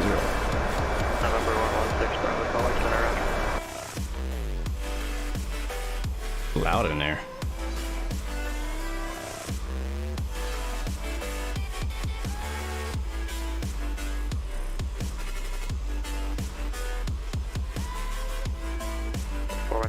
Kilo, you're 8 miles from ZBAD, turn right heading 080, maintain 2000. Beautiful.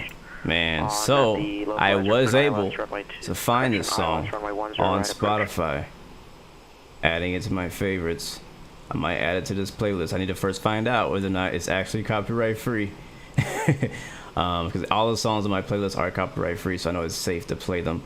But I'll find out after the stream is over. It doesn't take very long to get that email. So, but I'm going to add it for now, and I'll take it off later. But yeah, that was the song that I played at the beginning of all my streams. I think at the end too, for a while back before I started using Epidemic Music for my music. And the reason I chose that song is honestly because of the message behind it. Originally, I thought the song was dope, and I was like, this is cool. But then I listened to the lyrics. I was like, oh man, this song was like saying something. Like, it's legit. Like, it basically talks about how your roots are strong. It's like, you can knock me down, but I won't stay down for long. Like, it talks about exactly what I always promote on my channel, and that's about giving all you got, never giving up, and giving all you got. So I was like, this is like the perfect song for my channel to use. So I started using it. But yeah, so it's on Spotify. It's called Roots by Unknown Brain. That's why I couldn't find it. I searched something else. So it's called Roots by Unknown Brain, if you guys want to take a listen to it yourself and jam it out. But yeah, I love that song. It's probably still my favorite song I've played for like an intro on the channel. So, but as you can see in the sim, while we're flying through memory airway, I guess you would say, we're getting lots more snow cover here. We're still flying kind of out of that desert area and flying into some colder weather. The thing I love about Microsoft Flight Sim, and I know X-Plane hopefully will have the same thing in X-Plane 12, but one thing I love is that being able to fly from one what's the word I'm looking for? One climate or weather system to another. It took off on high kind of partly cloudy, mostly clear skies around Southern California, which is how it usually is. It cleared up a lot as we flew over Las Vegas, and now, you know, the weather didn't just pop in and was like, all right, boom, it's overcast, like, right? No, it's like it's overcast out there, but not right here. And so we're actually able to fly from clear skies into overcast, and not like, you know, the way that most of the weather systems work, like on X-Plane 11 right now, is if I want to fly from clear to overcast, it's going to be clear everywhere, and at some point it's just going to pop in and be ridiculously overcast. And that's one thing that always bothers me, because it's not how it is in real life. Yes, there's times when you will accidentally fly into a weather system that is very rapidly being created, right? But for the most part, you're going to be able to see the weather before you get there, and so you can see off our nose now that the weather is much more overcast. You can see that obviously the snow on the ground is kind of starting to pop in, and Microsoft does actually simulate that. Some places won't always be snowy, right? There are some mountains that just always stay snow-capped, and that's just how it is. And I don't know if that's how it is up here. I don't really, you know, I didn't fly out of here recently in the summer, so if we probably changed the weather, we would be able to see right now, like instantly, to see if it would. But yeah, we're flying into some weather here, and that's what's gonna make this pretty interesting. We are, how far out are we now? We're 45 minutes out, so we still got a bit of time. Maybe in about 15 minutes or so, we'll start talking about our descent and our arrival into Jackson Hole. Golf contact, Santa Barbara departure. And in the meantime, though, we'll get the music going on again. Thank you whoever requested that song, because it's been a while since we jammed out to that one. I really love that song. Play this here. Yeah, right now what I use is a service called Epidemic Sound, and it allows you, if you have a YouTube channel or a Twitch channel, to be able to stream and play music without having a problem with copyright problems. Maintain 7,000 and the San Luis altimeter 3001. I gotta find out why it's so loud on the inside. I think it's FS Realistic. Let me turn it down. Or I might just turn off FS Realistic today. I don't know. It's not impressing me in this particular flight. And flight 5, Portland ground, runway 10 right, taxi. taxi via Charlie. Let's go inside and we'll see if we can get that fixed. I think I just turned it down. Yep, I did.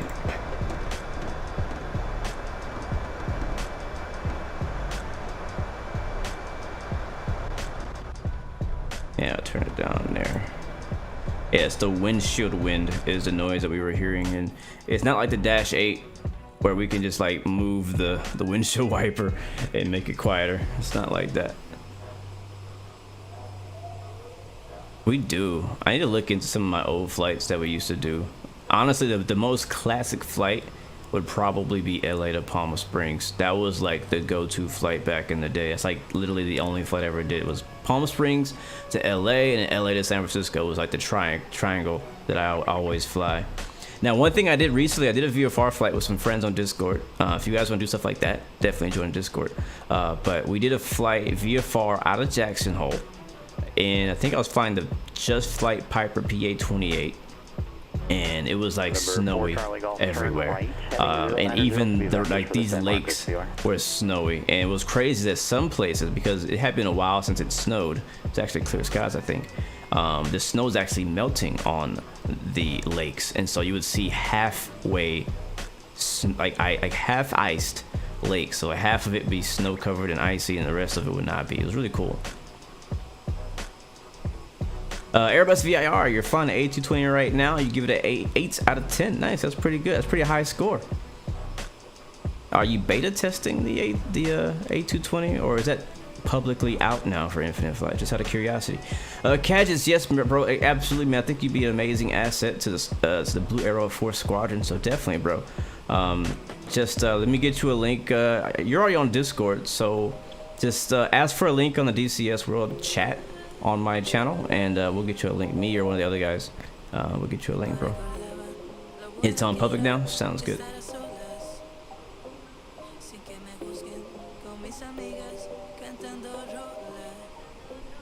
Alright, so right now we're on the easiest part of our flight. That is cruise. I know we always talk about how like it's hard to manage your speed in the CRJ, but the thing is, when you're flying at 41,000 feet, you don't really worry about that like at all. Because right now we're still like in climb thrust, I think, and it's chilling very nicely here at Mach 0.81, which is great. That's amazing. I love that speed, and I think that's as fast as we can get right now. Bring my dog into the stream. I did it earlier. He's in the back laying down right now. I did that when he first came in towards the beginning of the stream, but yeah. I mean, he doesn't like to sit on my lap anymore. He's all teenager and grown and stuff. But didn't it tell me somewhere where my top of descent might be? Not.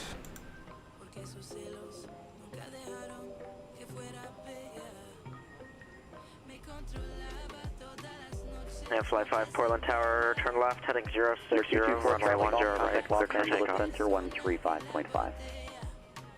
That's right, two people talking. Talking to me?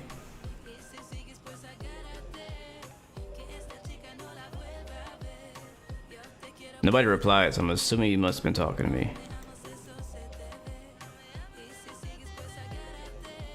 I still don't hear anything. Center today, Cirrus November 224 Charlie Golf, climbing 7,000 feet. Maybe not. San Marcos VOR. November 224 Charlie Golf, Los Angeles Center, good morning. Climb and maintain 1000, Santa Barbara altimeter tree 011. Climb maintain 11,000, Yes, altimeter okay. 3011, November 224 Charlie Golf. Yeah, much quieter in the cockpit now. Look at that wing view. Ay, ay, ay.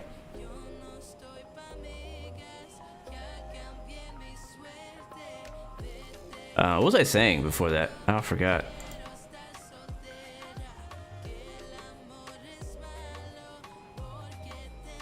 Yeah, I don't remember. Oh well.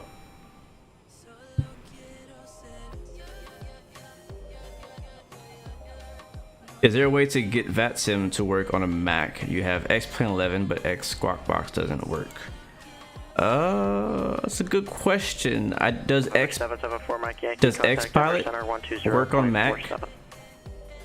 I I'm not. I don't have. I used when I first started playing X-Plane, it was on Mac, which is the reason why I got X-Plane. Honestly, it was because it's literally the only sim that works on a Mac, which is crazy, right? You would think that more like a lot of people have MacBooks. You would think more sims would cater to Macs, but they don't.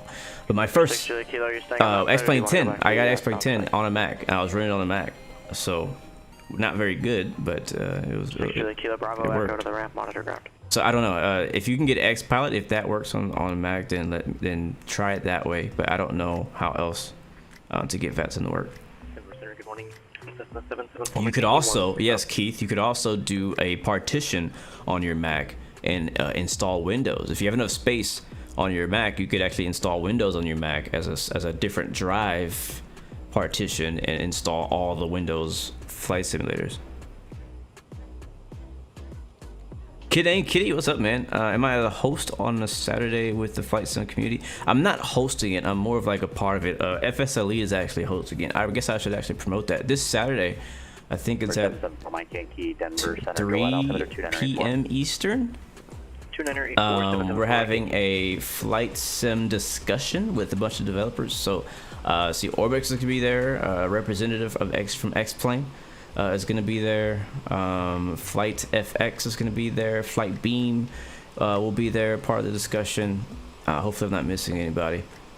I know, again, FS Elite will actually be moderating it. I'll be in there, so we'll be talking about flight sim as a whole, so like talking about development. A lot of good stuff. It's going to be a lot of good giveaways too, so definitely want to come by this Saturday to that live stream. I'll be hosting it on my channel. It'll also be live on Flight Simulation Association's channel. I think Chewy's gonna be hosting it. A few other streamers will be hosting it as well. So it's gonna be really good. Be developers, like third-party developers, answering questions about development and things that are going on. How does it work? Like, it's gonna be really interesting, honestly. For me, I'm not a developer. I'm gonna be there as a representative of you guys. I'm there to represent the community, to represent the consumer. So that's kind of my role in the whole discussion, is like, so how does this work out for us as buyers? Like, how do we feel about this, you know? So that's kind of the idea. Have I seen the FS add-on shared cockpit plugin, or your controls shared cockpit? Yes, I've seen it. I've heard about it. I have not used it yet. I would honestly like to, but I have not. So again, look at this, guys. Flew out of the clear skies of southern Utah, Nevada, California, and now we're probably still in Utah. Yes, we're actually coming up on Salt Lake City right now. Gonna fly right over Salt Lake, and lots of weather out in this area going up. Basically, from here on out, it's gonna be pretty cloudy. No, sadly, PMDG will not be in the discussion. I wish it'd be cool if they were. Yeah, I agree. I like that it doesn't just pop in randomly. That's my biggest pet peeve. Again, I love X-Plane. X-Plane does a lot of things better. Trust me, we all know that X-Plane does a lot of things better. But when it comes to weather and the way that it cycles, Microsoft is much better. How long until landing? We are 32 minutes out. In about 2 minutes, we'll start briefing our arrival into Jackson Hole and check the weather and find out how difficult it's gonna be to get in there. We might have to look at an alternate if we want to be realistic, because it may not be possible to get in there. So I bet if we looked at the actual air temperature, it'd be like a lot colder up here too. Not seeing any snow yet. I don't know if it snows in Salt Lake City, but I do see, actually, you know what, look at that. I see lots of snow right ahead of us right now. Yeah, I'm thinking that too, Dylan. I'm thinking that X-Plane 12 should hopefully fix that horrible weather pop-in issue. Matter of fact, they sort of confirmed it when they did their Flight Sim Expo, presentation, talking about the way they're gonna simulate weather for now. Not only is it gonna be visually different with volumetric clouds. Oh yeah, we're in the snow now, ladies and gentlemen. Not only are they changing the visuals of it, but the way that the global weather is operating and generating and stuff like that. It's gonna be completely different. So they're going with a completely different method than they did back in X-Plane 11, which is great to hear. So hopefully it's something. Hopefully it's better than this. I mean, this is good, right? We haven't really had this in a sim, but hopefully it's even better than what Microsoft has figured out. But wow, look at this again. Took off out of Colorado Springs. Sorry, Palm Springs. We just checked the tapes. Instruction was left turn heading 060. Red back, Palm Springs. Flying over Salt Lake City, and apparently it's snowing out in Salt Lake City right now.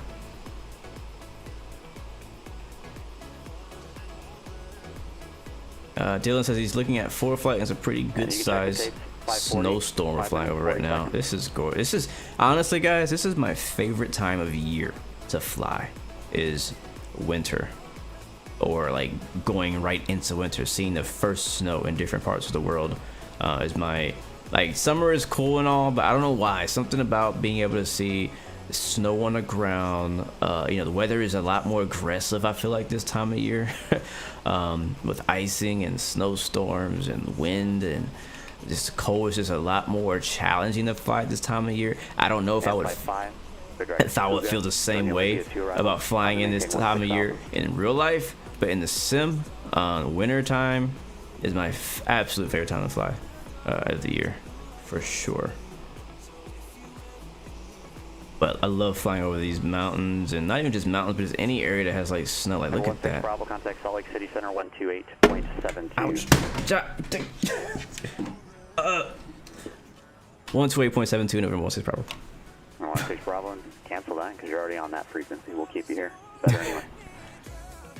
Hey, you sent me here a little while back. Freaking dropped everything. That's like the literal sense of drop everything and switch to the frequency. So we're on 128.725 already.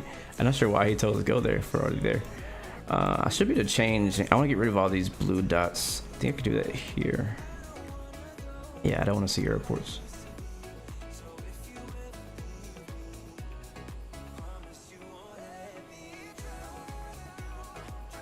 All right, guys, we are about 30 minutes out from Jackson Hole. Weather is going to be interessante out here in Wyoming, Utah area. I'm gonna show you guys the map one more time as we brief this. We're doing good. We're cruising at 41,000 feet. It was a little bumpy over like the Southern California area in the air, but it was clear and bumpy, which is interesting, right? But now it's been very cold and smooth and overcast. Where is OBS? Oh, there it is. Alright, so I'm bringing up Sim Toolkit Pro. I should be freaking sponsored by Sim Toolkit Pro, even though it's free. So I guess technically, since it's free, I'll give them free advertising. So sponsored by Sim Toolkit Pro, we have our arrival briefing. As you can see, this is our map again. Our plane is in this little bubble of weather here, which is just south of the downtown area of Salt Lake City. You can see it's nice. Lots of weather going on around there, looks like. Again, a bit of a recap. Denver has ATC right now, pretty cool. We flew out of Palm Springs, over Vegas, over Utah, and then we'll jump out of here over Ogden and go into Wyoming as we just jump right over Idaho. Flight 555. But let's go to our Navigraph and we will brief our arrival.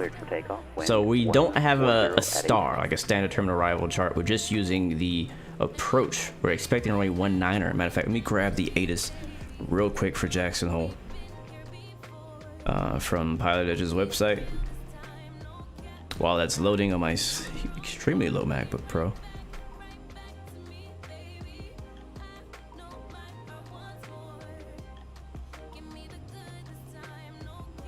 But we have this waypoint right here on our flight plan, DNW, the Du Noir VOR. I purposefully put that at the end of my flight plan because I want the noise. Oh, the noises. It's like the perfect point to do this arrival at, right? We want to fly here and then go through here, we'll descend through here and catch the ILS. And we need the ILS because it might be some bad visibility, which I'm trying to find out right now. So Kilo Juliet Alpha Charlie submit. You can also put this information into our airplane too for our localizer and our approach CRS, things like that. So current ATIS is information echo in Jackson Hole. Winds are 150 at 5 knots. Visibility is 10. That's not too bad. Overcast 5,000. That might be an issue because the airport elevation is...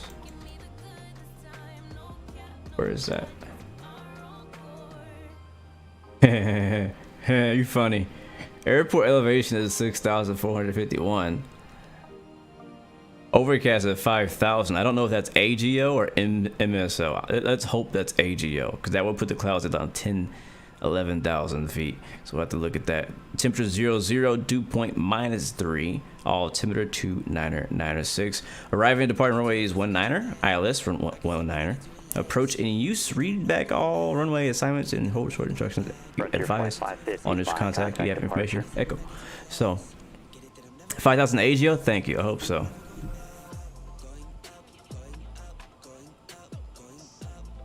That's good. Hope for 5,000. See. All right, beautiful. So 555. So yeah, that's basically it. We'll descend down for Du Noir. I think looking at all this, we have 8,000 foot tops, 9,000 foot tops, 10,000 foot tops. So we want to be 11,000 feet at Zabiv. Zabiv is here. So 11,000 feet at Zabiv, which means that at Du Noir, we're going to probably be around 12,000, 13,000.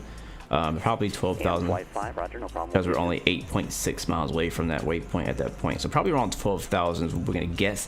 ATC would probably clear us to a specific altitude to meet that VOR. So 11,000 at Zabiv. We'll make a left turn of 232 heading and descend down to 9,800 at Zusov.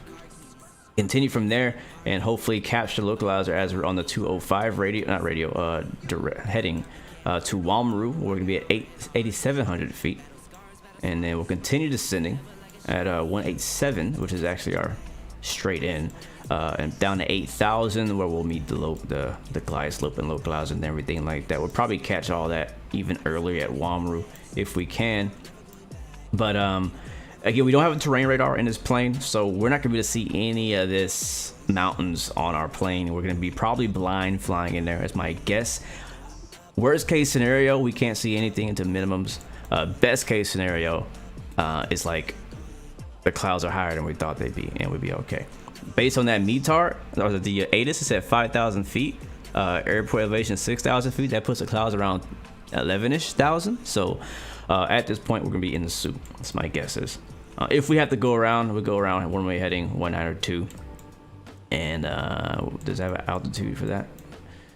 Missed approach climb to 6,900, then climb right turn 14, or yeah, right turn climb up to 14,000 feet on the Jackson Hole VOR radio 192 to Kickney intersection.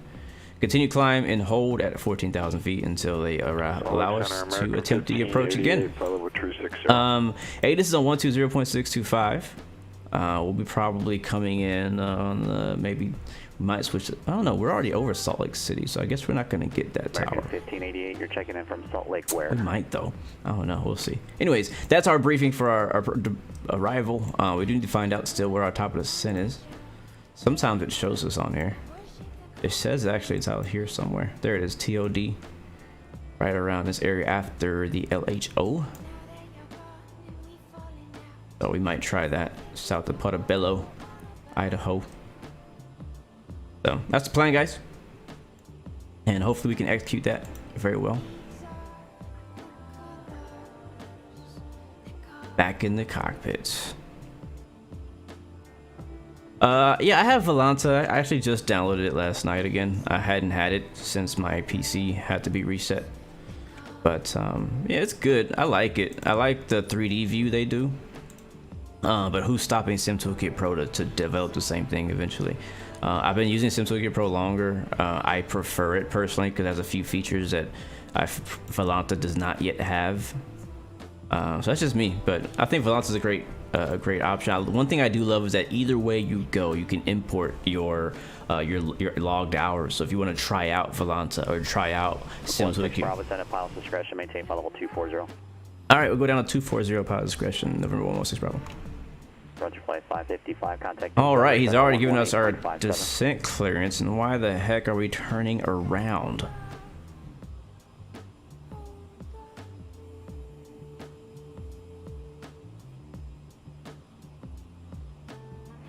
That was correction, it'd be Horizon Air 2564. You still up with me? Absolutely, Mr. Marcus. I would go nowhere. Oh, Captain Canada. Roger, 2564. I hear you, bro. Shout out to Captain Canada, the freak. What's the chances that me and him are on Pilotedge at the same time on the same day? Apparently it works on the ident, but it's not. I don't know. It's having issues on VATSIM as well yesterday. Since the new update, they did something. Trust me, we did not talk. I did not know you were streaming today. Alright, I'm turning back left manually because for whatever reason it wants to fly us back to TCH even though we're at LHO. I'm gonna go direct on. There's somebody talking over the top of somebody's just calling now with Salt Lake. On here, I'm gonna go direct to LHO. Execute that. And I'm gonna try if we can get this thing to turn back in the nav mode. 40 miles to the west of Wilson Creek, we'll have a true 60. What an incredible stand. Welcome to the stream, my friend. Good to see you, my good man. American 1588, Squawk 5, correction, Squawk 4. He's flying Reno to Portland in the Q4. Oh, sweet. For American 1588. Sweet. Denver Center Frontier Flight 555, is that a 19 for 230? Frontier on the frequency too. Denver Center, climb and maintain. It's turning. It's taking its sweet time, but it is turning. He said pilot discretion is down to 24,000 feet. We're not just quite ready to descend yet, so we'll descend in, I don't know, 50 miles or so.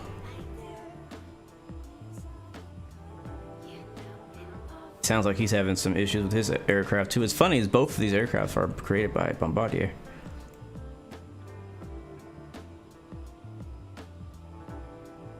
It's turning, but I don't know. It is taking its time. Thanks for the contact. It is taking its sweet time to make this left turn right now. I mean, we are going Mach 0.81, so I mean, it makes sense. It might take a little while.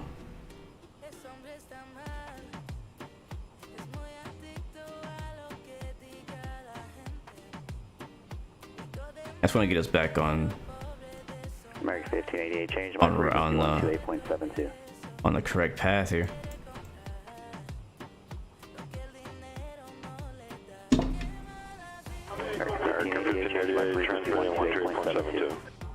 I think what it was is it didn't like how close these two waypoints were.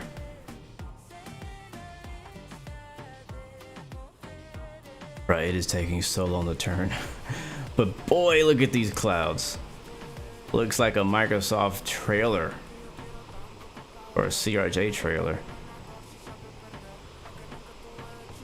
Gorgeous, man. It's just gorgeous.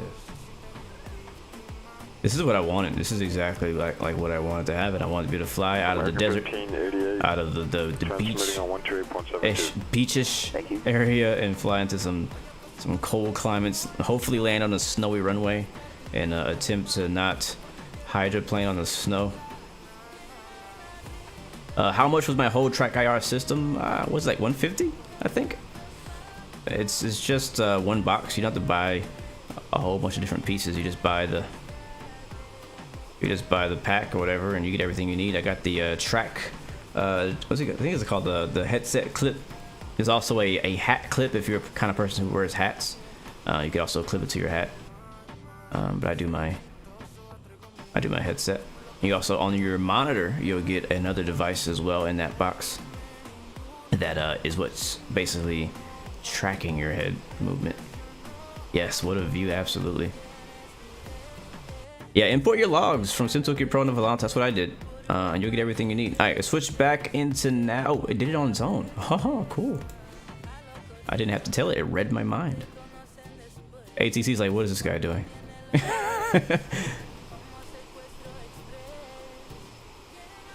And what's cool to look at this, you can actually see right there beneath us where the snow has melted the farther you get away from those mountains. And that's not like the way the ortho looks. Like that's actually generated snow ground texture from Microsoft due to current snowstorm rolling through this area.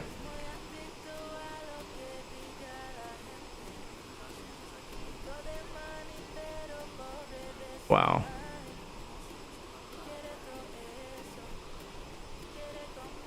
Do I know the brand? Just TrackIR. I don't. There's. Oh, the brand. Who made TrackIR? I can't remember their name. They have like a name. Like it's not called TrackIR or some other brand, but there's only one brand TrackIR. There's like other like ripoffs I think out there, but you won't easily find them. You'd have to actually do some digging to find those. But yeah, man, that is just beautiful, man. Wow, look at that scene. Like I could not make this scene. I could not custom make this right here. This has to just kind of happen this time of day. Look at that. And actually look at that. The snow's actually getting more snowy as we sit here. Natural Point. Thank you, 007. It's called Natural Point. TrackIR is actually the original maker of. Sorry. Natural Point is the original maker. Is it leg off our right wing?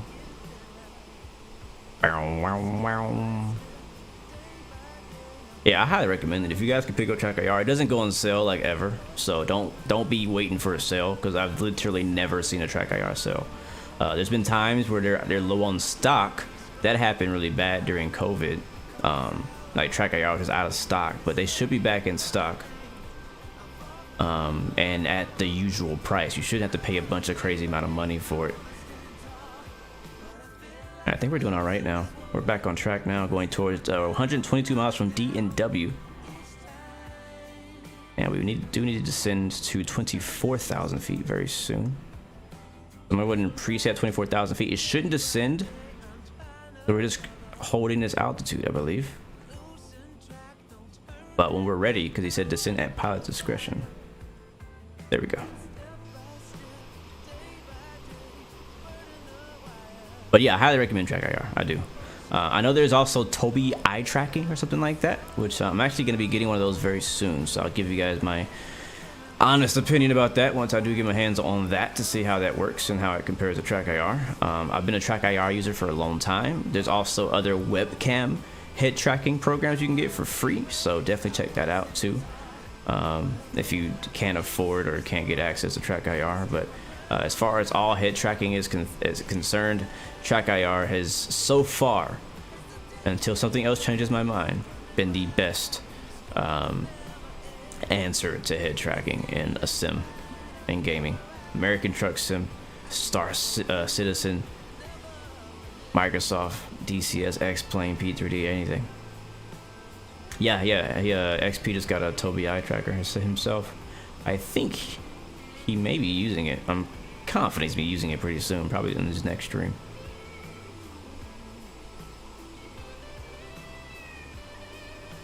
And I think it's totally worth it too. It's like, honestly, I've always said it's the next best option before VR, right? If you can't get or afford VR, it's the best next option.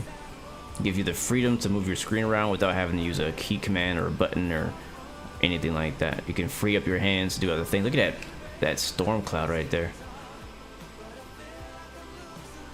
And believe it or not, 120 miles from where we are right now, we are landing. So I don't know if the weather's gonna get better or worse, but either way, we're here for better or worse in this flight. It's gonna be crazy. Let me take a look at our. So we're. Oh, it says 10 minutes. It's descend. Let's descend now, like right now. All right. Down to 24,000 feet. I'm hitting speed mode.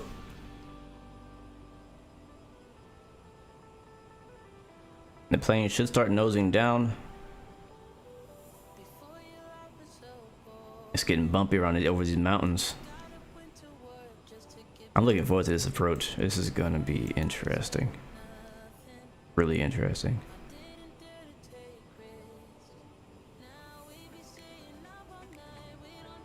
I'll keep my eye on the weather because the weather could change very quickly in these kind of circumstances here where you got storms in the area. It could be clear 1 second, overcast the next, so I have Sky Vector open. Let's see. Sky Vector says overcast 5,000 still. It says visibility is good, but that doesn't mean that we're gonna be able to see anything. I'm gonna see if we can grab a more recent METAR or ATIS, or if it hasn't changed. Are we descending? We're not descending. Why are we not descending? Oh, because I did bring the power back.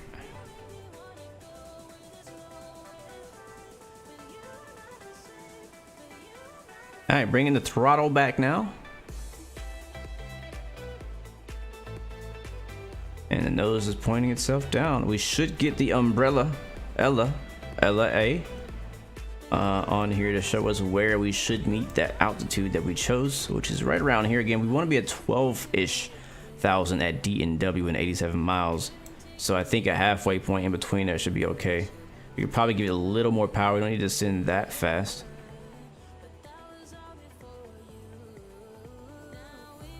And honestly, if we wanted, we could use vertical speed instead.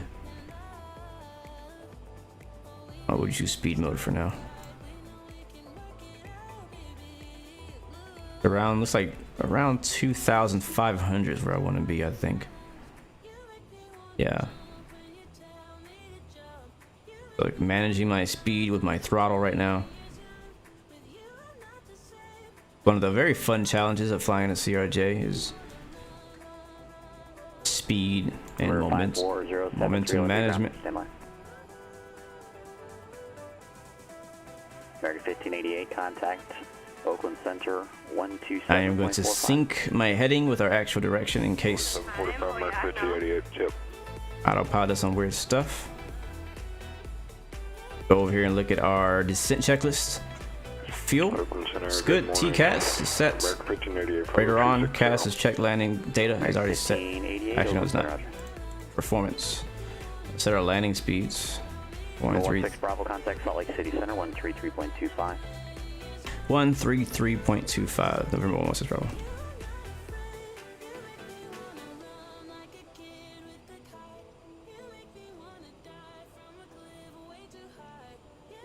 Did she say you make me want to die from a cliff way too high? What kind of lyric is that?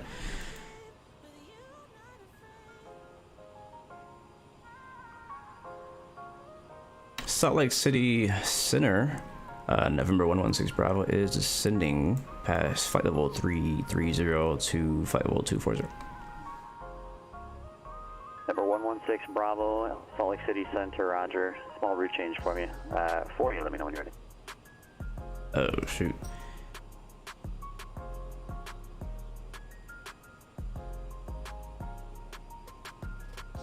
Alright, November 116 Bravo is ready for the route change. Number 116 Bravo, clear to Salt Lake Christian Jackson Hole Airport, turn right heading 040. Via vectors Lady, Lima, Echo, India, Delta Yankee, then direct to Nor, then direct. When able, proceed to direct Lady and descend and maintain flight level 200. Alright, still clear to Jackson Hole. I'll turn to 040, then to Lady, Nor, then direct for 230, I believe, for November 116 Bravo. 16 Bravo, descend and maintain flight level 200, read back correct. Alright, down to 200, November 116 Bravo. Alright, let's make that change here, so 040. 54073 Olympia ground, cleared to Olympia Airport, Yelm 5 departure. Vector Heading, Olympia, let's bring that speed back because we are over speeding, down to 20,000 feet. Expect 4,000 within 5 minutes. Seattle departure 1. And we use vertical speed mode now. Squawk 7210. To get that. We're going 8,000 feet per minute right now, which is not healthy. So let's make that 2,500 or so. I don't have to really pay attention to that. He gave us a couple of new waypoints that we got to plug in, so we got lots of things to do. He gave us Lady, Leidy. 73, read back correct. And it's getting pretty bumpy right now too. This is where it's gonna get real interessante. He gave us a new routing. Can I put that in? Is that possible?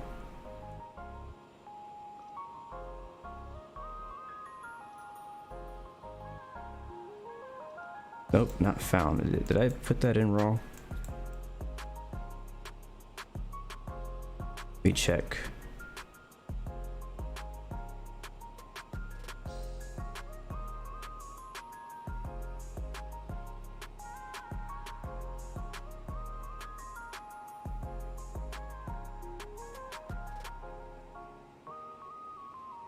I think I typed that in wrong. Oh my god. I think I typed that in wrong because I'm not finding that waypoint in here. Not good. All these mountains ahead of us.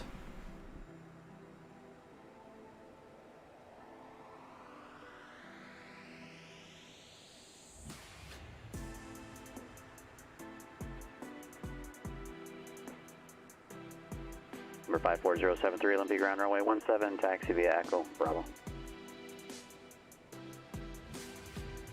Oh, maybe it is L-E-I-D-I. Maybe I gotta do it fast. Clear. Nope. I think I'm gonna repeat it. Salt Lake City Center, November 16 Bravo. Can you repeat that read back for me? I think I missed a letter somewhere. Number 16 Bravo, heading 040, Lady, when able, Lima, Echo, India, Delta, Yankee. Direct Denor VOR, and direct. Alright, thank you. 040, and then when able, Lady, then the Denor VOR. We got that. 116 Bravo. Yeah, that's what he said. It's like not in my FMC. It does not exist. So Denor is actually still DNW. That is that's fine. We're good with that. I just gotta find where L-E-I-D-Y is. So let me try it again. As of right now, we're doing 040. We're at 20,000 feet and give it some power because now we're level there. That's fine. And we're getting closer and closer to Denor. We might have to just go straight to Denor. It's just gonna give us vectors. So L-E-I-D-Y. L-E-I-D-Y. Yeah, that's what he said. Not found. How is it not found?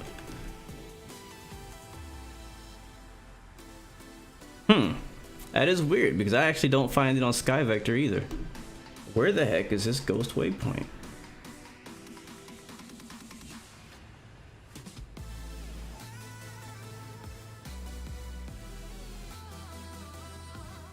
Maybe, I know I updated my stuff recently too.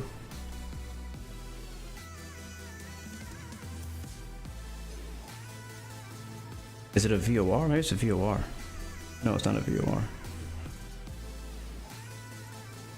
President 2564, contact Oakland Center 132.2. 32-2, Horizon 2564, we'll see you. You got the GPS coordinate.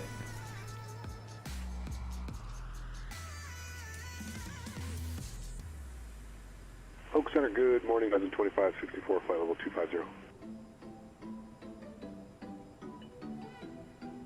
2564, Oakland Center, descend via the Heart 1 arrival Reno. It's not a real waypoint. 66. Why would he give me an unreal waypoint? That's not like him. Let me try and put it here. Nope, not found. Salt Lake City Center, November 116 Bravo. We're not finding that lady waypoint. 16 Bravo, L-E-I-D-Y. Confirm, Lima Echo, India, Delta, Yankee.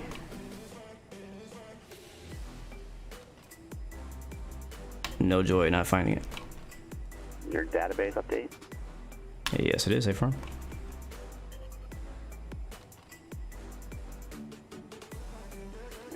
Primary fix that all aircraft going to Jackson Hole are assigned just to help them into the ILS.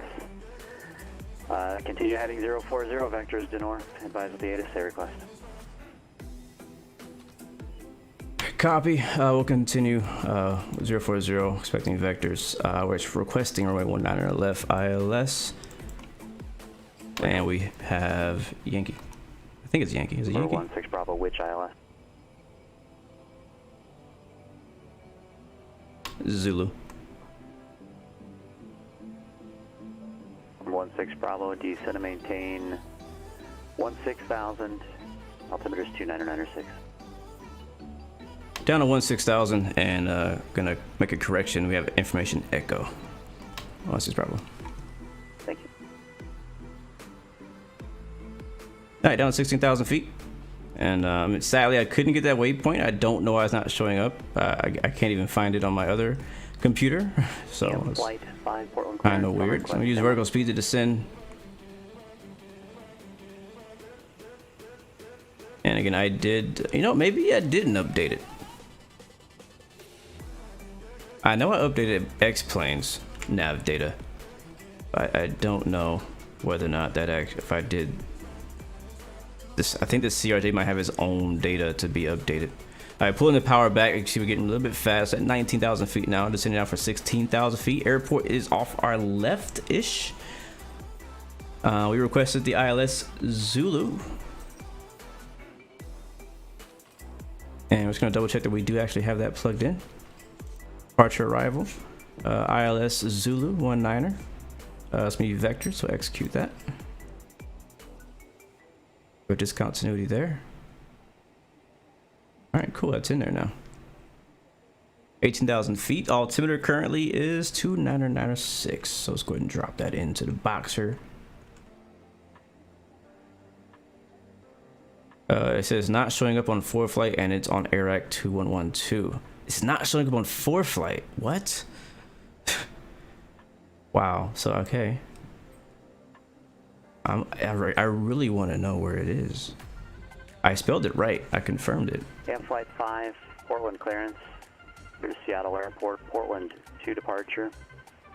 Vectors, Kuga, Charlie. Oh, you gotta shake so hard, Blue. Jeez. Direct Krieg. Kilo, Look at this Romeo, scenery though, India, man. It's Echo Golf. gorgeous. I'm loving this approach. All right, let's get this ILS program. Main 1091. 6,000. Expect 1. Radio. 6,000. Nav 1 Within 5 minutes. 109. Portland departure 124.35. Squawk It's in there. CRS will be 187, but we can't change that yet. That is okay. All aboard! Thank you very much, Leopold, for the subscription. Welcome to the Blue Arrow family. And this window view is for you, my friend, as we fly over the beautiful area, the Wyoming area, flying into Jacksonville. I think Jacksonville should be over here in these clouds somewhere. Yes, there is a Houston coming out for X-Plane 11, and I hope it's good. I hope it's good.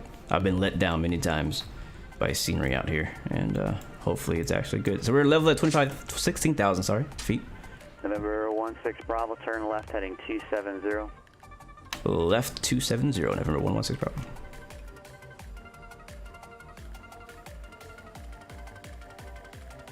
All aboard! There we go. Thank you, Frostbaz, for the subscription. Welcome to the Blue Arrow family. What up, Geo? Welcome to stream too, man. Good to see you, bro. All right, so altimeter is set to 996. Let's go down, do our real quick before landing checklist.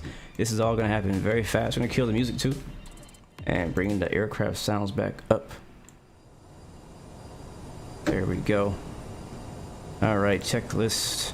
Descent, fuel set, radar cast, landing good. Before landing, thrust reversals armed. 7 Mike Yankees Douglas, altimeter is 2995. Landing gear, don't need that yet. I'm gonna keep our speed nice and slow. Not too slow though, that's too slow. Let's go with 250. How about that? Again, we're level at 16,000 feet. You can see here on our screen, this is the ILS right here. This is D&W, which is the Denoir VOR. And if you guys remember seeing the arrival, which is here, there's a D&W, the Denoir VOR, and from there we'll continue down into the ILS. Or 19er, Zulu. I think it's the Zulu one. Yeah. But we gotta manage our speed, make sure we don't go too fast. And while we're getting knocked around by the turbulence of these mountains. You thought I was gonna jump off the plane with those goggles on? I coulda. Look at that.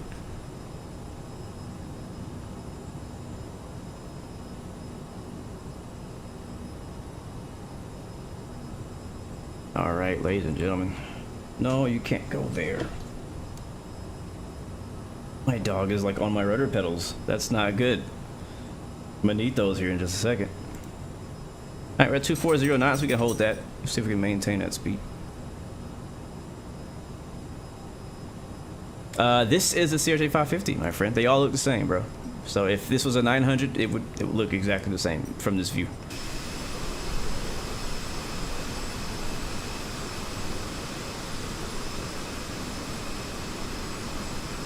Look at those trees down there.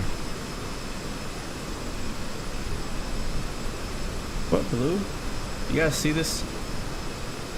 You guys see what I gotta deal with? What do you need? What's up? You gonna help me land a plane? You gonna help me land a plane? Pilot dog? Captain Dachshund? Huh, Captain Dachshund?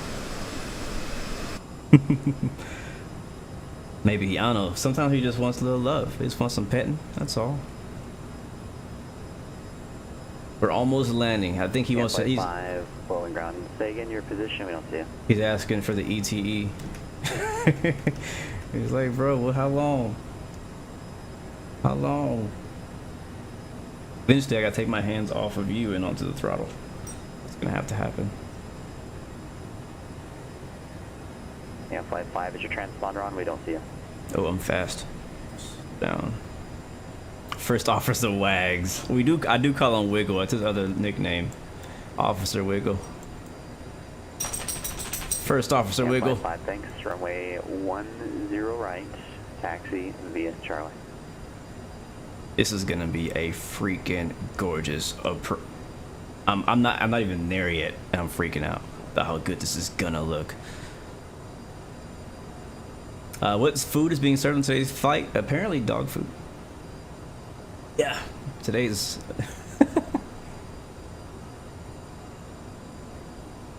how much does this plane cost? I'm not sure. 54073 Olympia Tower. Wind 080 at 4. Runway 1. I don't have that information in front of me right now. Sorry. Alright, let's make sure everything is working. Track IR is working. Number 16 Bravo.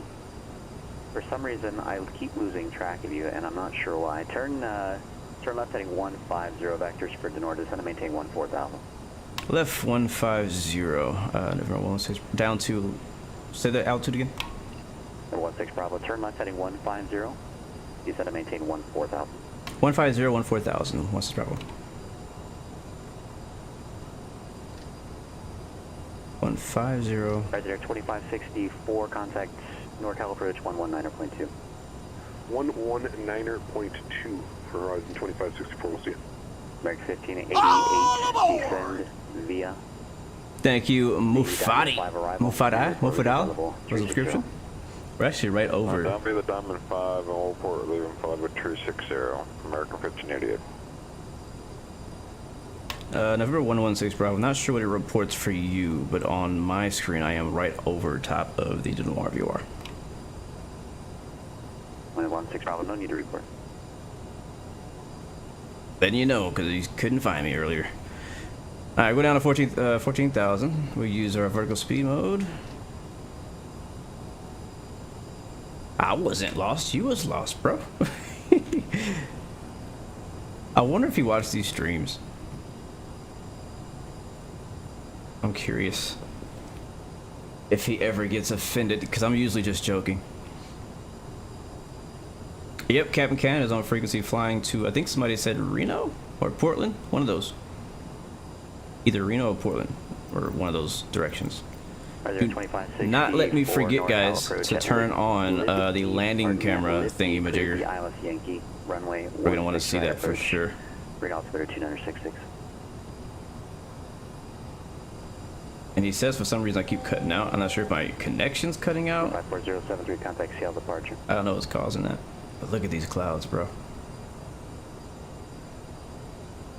November 16 Bravo, speed 210 or less.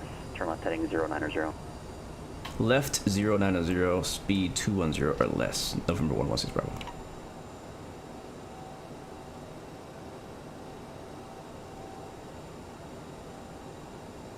And flight 5, Portland Tower, flight heading 060, runway 10 right.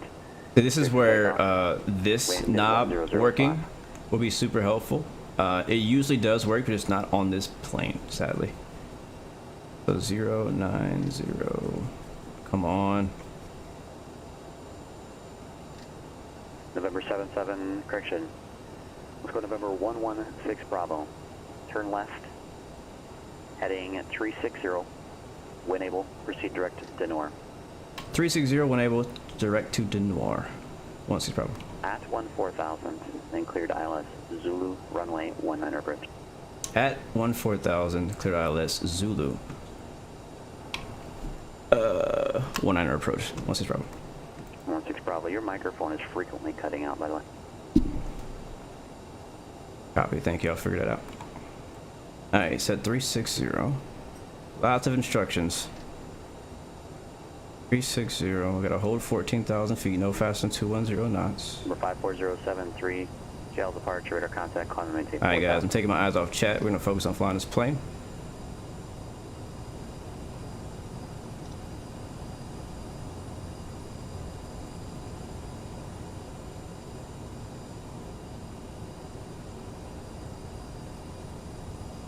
Alright, we're going 360, I think. Yep. And he says direct to Denor, so let's go now direct to Denor. So I'm hit direct. D and W. Execute that. Give me another left turn. Another left turn. I'm gonna zoom us in a little bit. Bless you.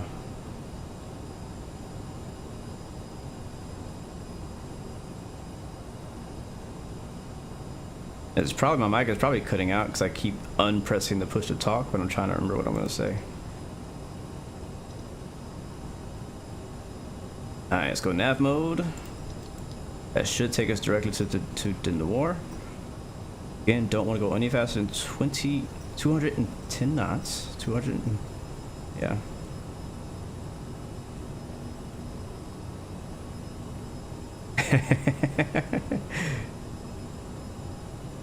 Or 54073, say request enable. Alright, here we go. We're looking good. Alright, we're going direct to Denor now. And holding that altitude. Or 54073. Beautiful. So we'll basically fly the arrival. Well, I shouldn't say arrival, but we'll fly the approach. Yeah, flight 5, contact part. From Denor. That's what he wanted us to do. So I'm going to get rid of this discontinuity here. Put that there. We've already done our before landing checklist, so we're good to go there. And flight 5, Portland departure, radar contact. But we're fast.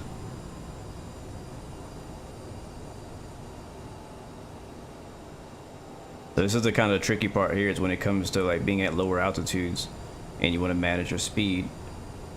So you want to be at 210 knots, is what he told us to do, so want to make sure that we're at that or below it. There's 210. 2564, contact Reno Tower 118.7. And we're coming up to that Denor VOR right now. Number 54073, cross Haber at 4000, cleared VOR Alpha approach. We don't want vectors. I want to go straight.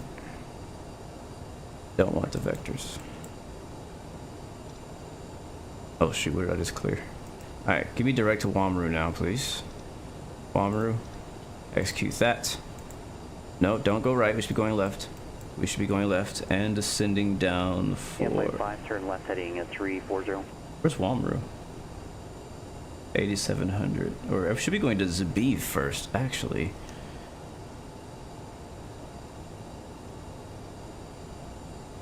The 11,000 feet. Or we're missing a waypoint. I'm not sure. 2564 going around or miss? Guys, 2554, Roger.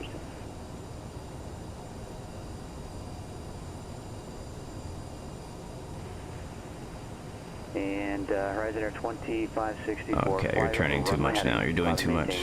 I got the localizer, which is great. We're 13 miles out from Wamaru, though. Oh yeah, you're right. Thank you, Nomad. Getting slow. Flight 5, when able clear direct Kuga. Resume on navigation, climb and maintain 16,000. We're gonna earn this one. We are gonna earn this one. Welcome back, Tunes.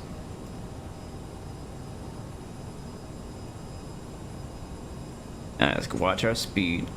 Watch everything.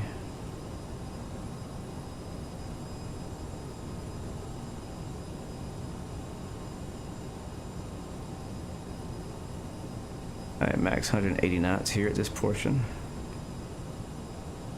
Yeah, we're missing a few waypoints here in this. I don't know why the FMC put it in that way. You know what? I know why. I know why now. Actually, yeah, we did vectors. I should have put the other waypoints in there. That's my fault. Okay, let's get down 11,000 feet.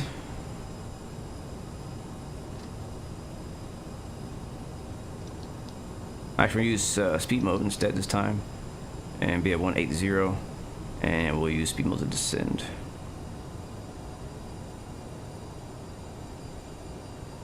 Red 2564, contact NorCal approach 119.2 with your request.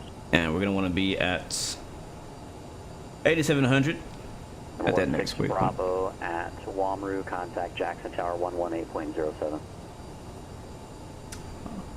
All right, at Wamru, we'll contact Tower 18.7. Over what was it, Bravo? 1807. 1807, 16 Bravo. All right, let's get that in here. Check our speed first. Speed check 180. Oakland Center, good afternoon, good morning. Southwest 6256, flight level 340. Southwest 6256, Oakland Center, send me the Silicon 5, arrival San Jose, altimeter 2978. Send me the Silicon 5, 2978, Southwest 6256. Red 2564, NorCal approach, turn left heading 010, vectors ILS Yankee, runway 16 right approach. All right, here we go, descending. Got our we got our frequency pre-tuned. He said at Wamru, not now. Affirmative. 010. And I'm just gonna get a few things out of the way. Turn our land lights on. Because if we don't capture this ILS, it's gonna get really nasty. So it's really important this next 5 miles that we get it right. I'm gonna put this here.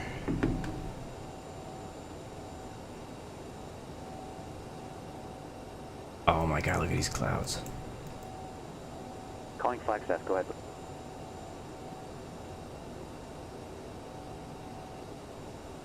What up, Brussels? Welcome to the stream. ISO Cream, hello. Good to see you. What is your departure request? Replay mode. Let's make that happen too. Skype 223. Alright, that's recording. Flagstaff, ground runway 21, taxi, be Alpha. I think, I hope.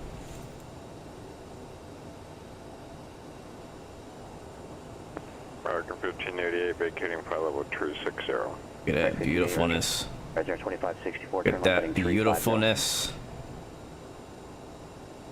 Alright, our thrust reversers should be armed. They are. We should be slow enough for that first notch flaps.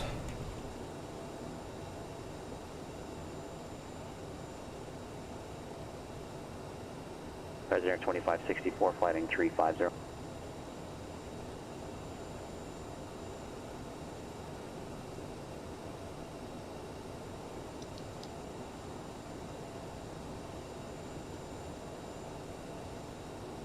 Oh, we are high. Oh, Jesus Christ. I just realized that we're high. We need to be at 8,000. Yeah, that is way off. Oh, that is so freaking off. Let's contact tower.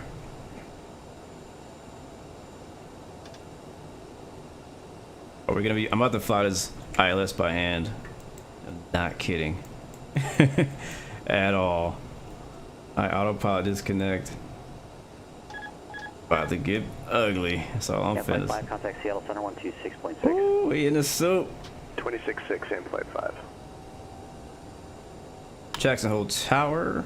November 16 Bravo is on the ILS. Runway 19 Zulu. November 116 Bravo, Jackson Tower, wind 140 runway 19 clear to land. 19 clear to land. 16 Bravo. Don't forget your call sign. November 116 Bravo. Kind of busy right now.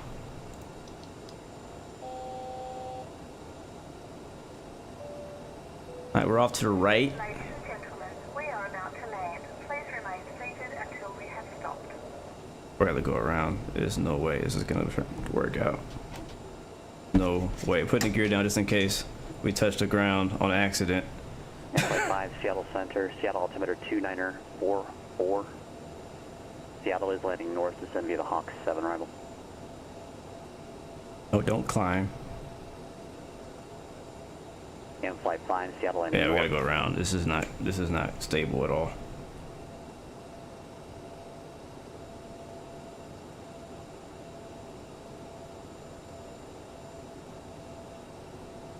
We're clear of mountains based on my chart, but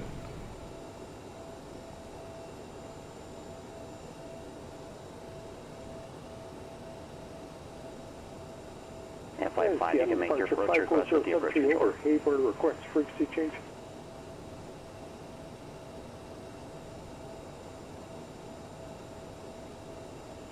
Number 073, contact Olympia Tower 124.4. Over to Tower 073. 16 Bravo, verify you're on the ILS.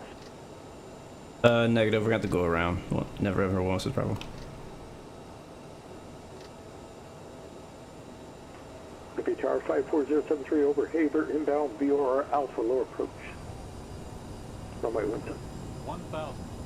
Alright, we're going around. 16 Bravo, execute the miss approach procedure as published.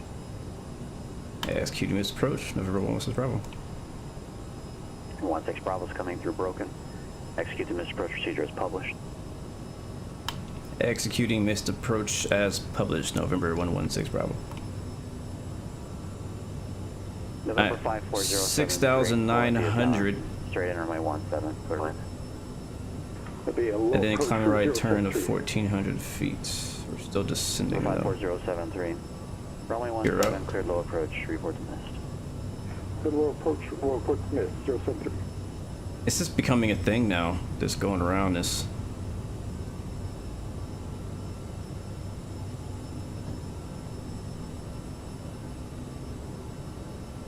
This is gonna be interesting, is executing a missed approach. I don't practice this very often, I should.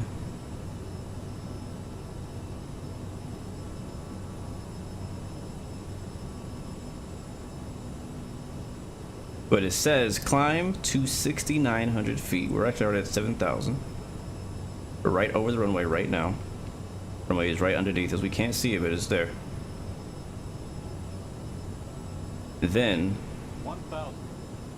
right turn. Oh god. Then right turn. 2564. 14,000. Descend and maintain 9,000. Left 260 on the 192 VOR for Jackson Hole. Salt Lake City Center 133.25 with your request. I use my CRS for that.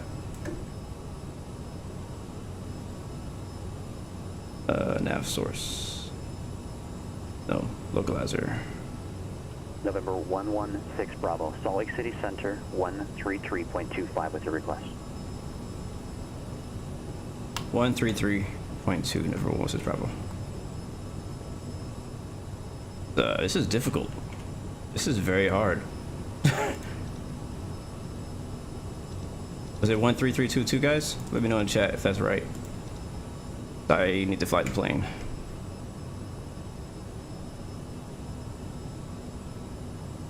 There's mountains right ahead of me. Need to go right turn.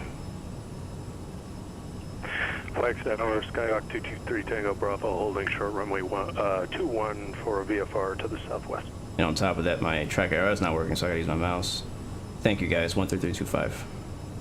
Number 223 Takeoff Bravo, Flagstaff Tower, south departure approved, runway 21, cleared for takeoff. Wind 210 at 18. Runway 21, clear for takeoff, 223 Tango Bravo. 2564, turn left heading 190, intercept runway 16 right localizer. Left. I told you guys, if we miss that freaking ILS, it was gonna get nasty, it was gonna get ugly, and it did. Let me trim this thing out. Hold on. Alright, there we go. Alright, power, we're really slow.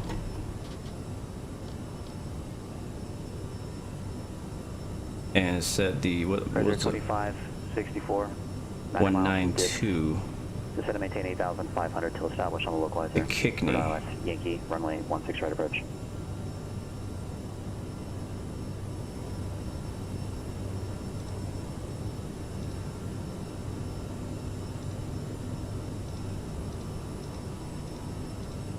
There it is. It's kicking. It's on my flight plan. Contact Seattle approach 120.4 with your request. Where's it at though? 16 Bravo, are you still? What's this, Bravo? Yeah, we're here. Your instruction was to fly the missed approach procedure. Where are you headed? I'm logging off. I can't do this. See ya. We got too much to deal with. I'm disconnected.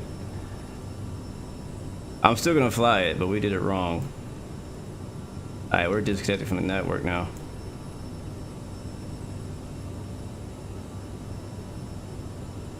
Where the heck is Kickney?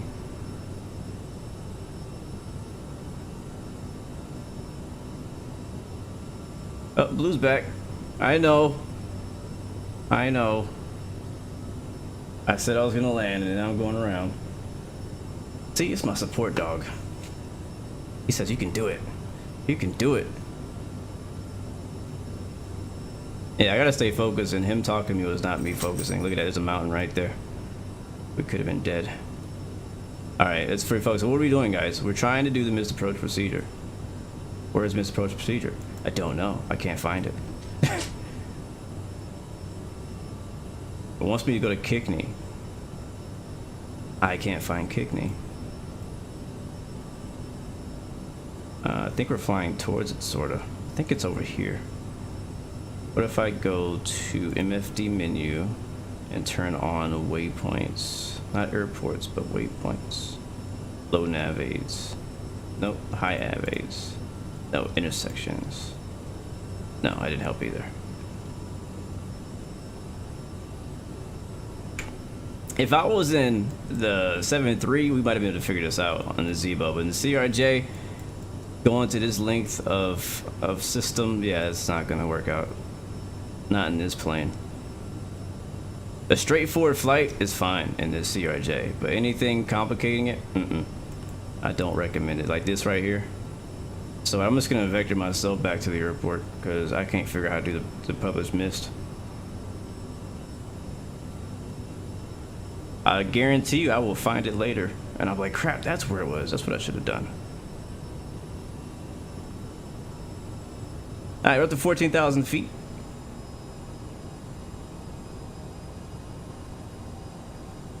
Checking the mountains around us, we want to be higher than 10,000 for sure to be clear of all terrain.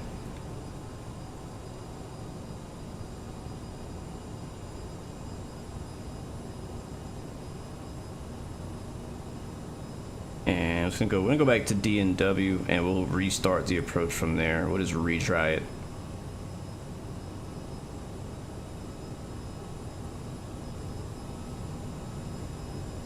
Make clear. Let's see if it'll let me like reset it up. ILS Zulu. Yes. Via Dibby. Yes. Execute that. Alright, I see where it is over there on our left. Can I put another waypoint in here? Is it gonna let me do that? Can I put a waypoint before Zibby? Is that possible? Like, can we go back out to Noir? I think I can. Yeah, it's over there. About 40 miles away. Make a left turn. I think. Yeah, so basically kind of running back through that. Oh, this is gorgeous. I came in too high. I misread the chart. I thought I was supposed to be at 11,000 and I was at, no. Yeah, I thought I was supposed to be at 11,000. I was supposed to be at 8,700. And then we were already in the clouds, supposed to be catching the ILS, but that was not possible because we were too high.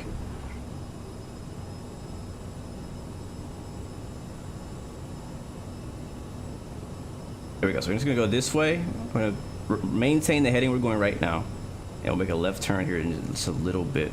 The airport is right off our left wing right now. Probably can't see it because it's covered in clouds. That is true, Dylan. That is true, man. That is very true. You should tune into the VOR before you do the approach. And we kind of briefed the go around, but we didn't really brief it. Like, I didn't really go into enough detail to actually do it.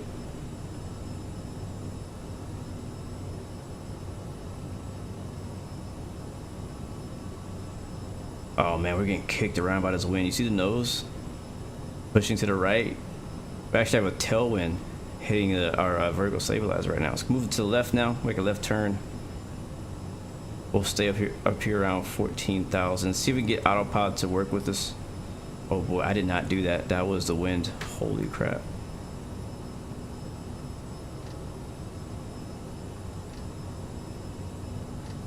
All right, so heading mode. Altitude hold. Why are we climbing?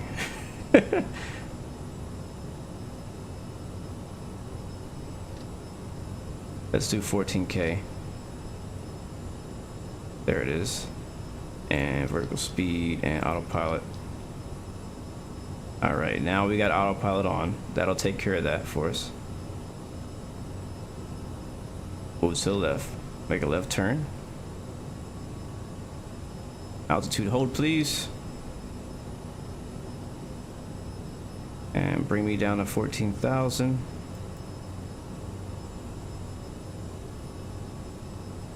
Is it rotating? There it is, 14,000. We'll do vertical speed mode. We have to descend for that. Let's go down about 1,500 per 2,000 is good. That should give us some speed too. I deserve to fly Airbus after this. Oh, that's a good one. I do. We're not gonna be. We'll fly the A300 later on this week, but we're not flying any like typical Airbus.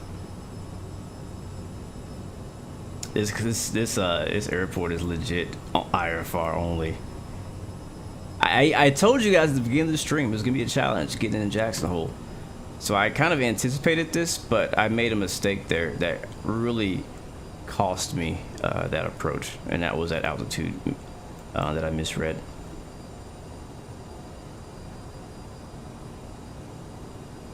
But I don't blame Pilotedge at all for that. Honestly, I'm not upset at them. I just personally couldn't handle having them asking me questions and me trying to figure out where the heck I am at the same time. It's just too much going on.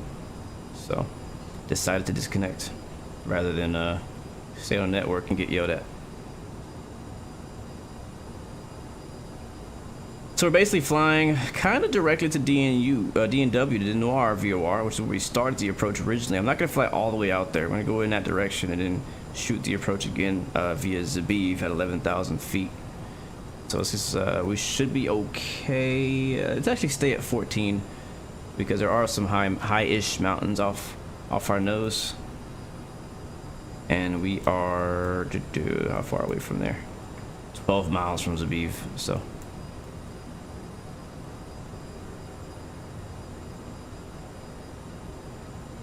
All right, outside for a quick breather. Hope that's okay with you guys. You gotta be real with yourself. I was like, no, I'm not gonna be able to handle dealing with ATC and figuring out how I missed the actual. I missed the missed approach. So get a breather out here. Beautiful mountains. The scenery really just makes this approach worth it. I'm not stressed. I'm not worried about it. I know we're gonna get in. If I could, I would reconnect to Pilotedge and try it from DNW, but that's not how Pilotedge works. You gotta start from the ground. But one thing that this has really taught me though is to practice missed approach procedures more often. I usually don't do them legitly. I'm just like, all right, going around, we'll make a traffic pattern back into the airport. But when it comes to flying around mountainous areas like this, you can't just do left traffic, hop on the left downwind and try it again, because for one, you can't see the airport because of either mountains obscuration or the clouds. So in our case, it's both. All right, so here's DNW here off our nose, and that should be what's it called? Zabiv, right next to it. Yep, it is.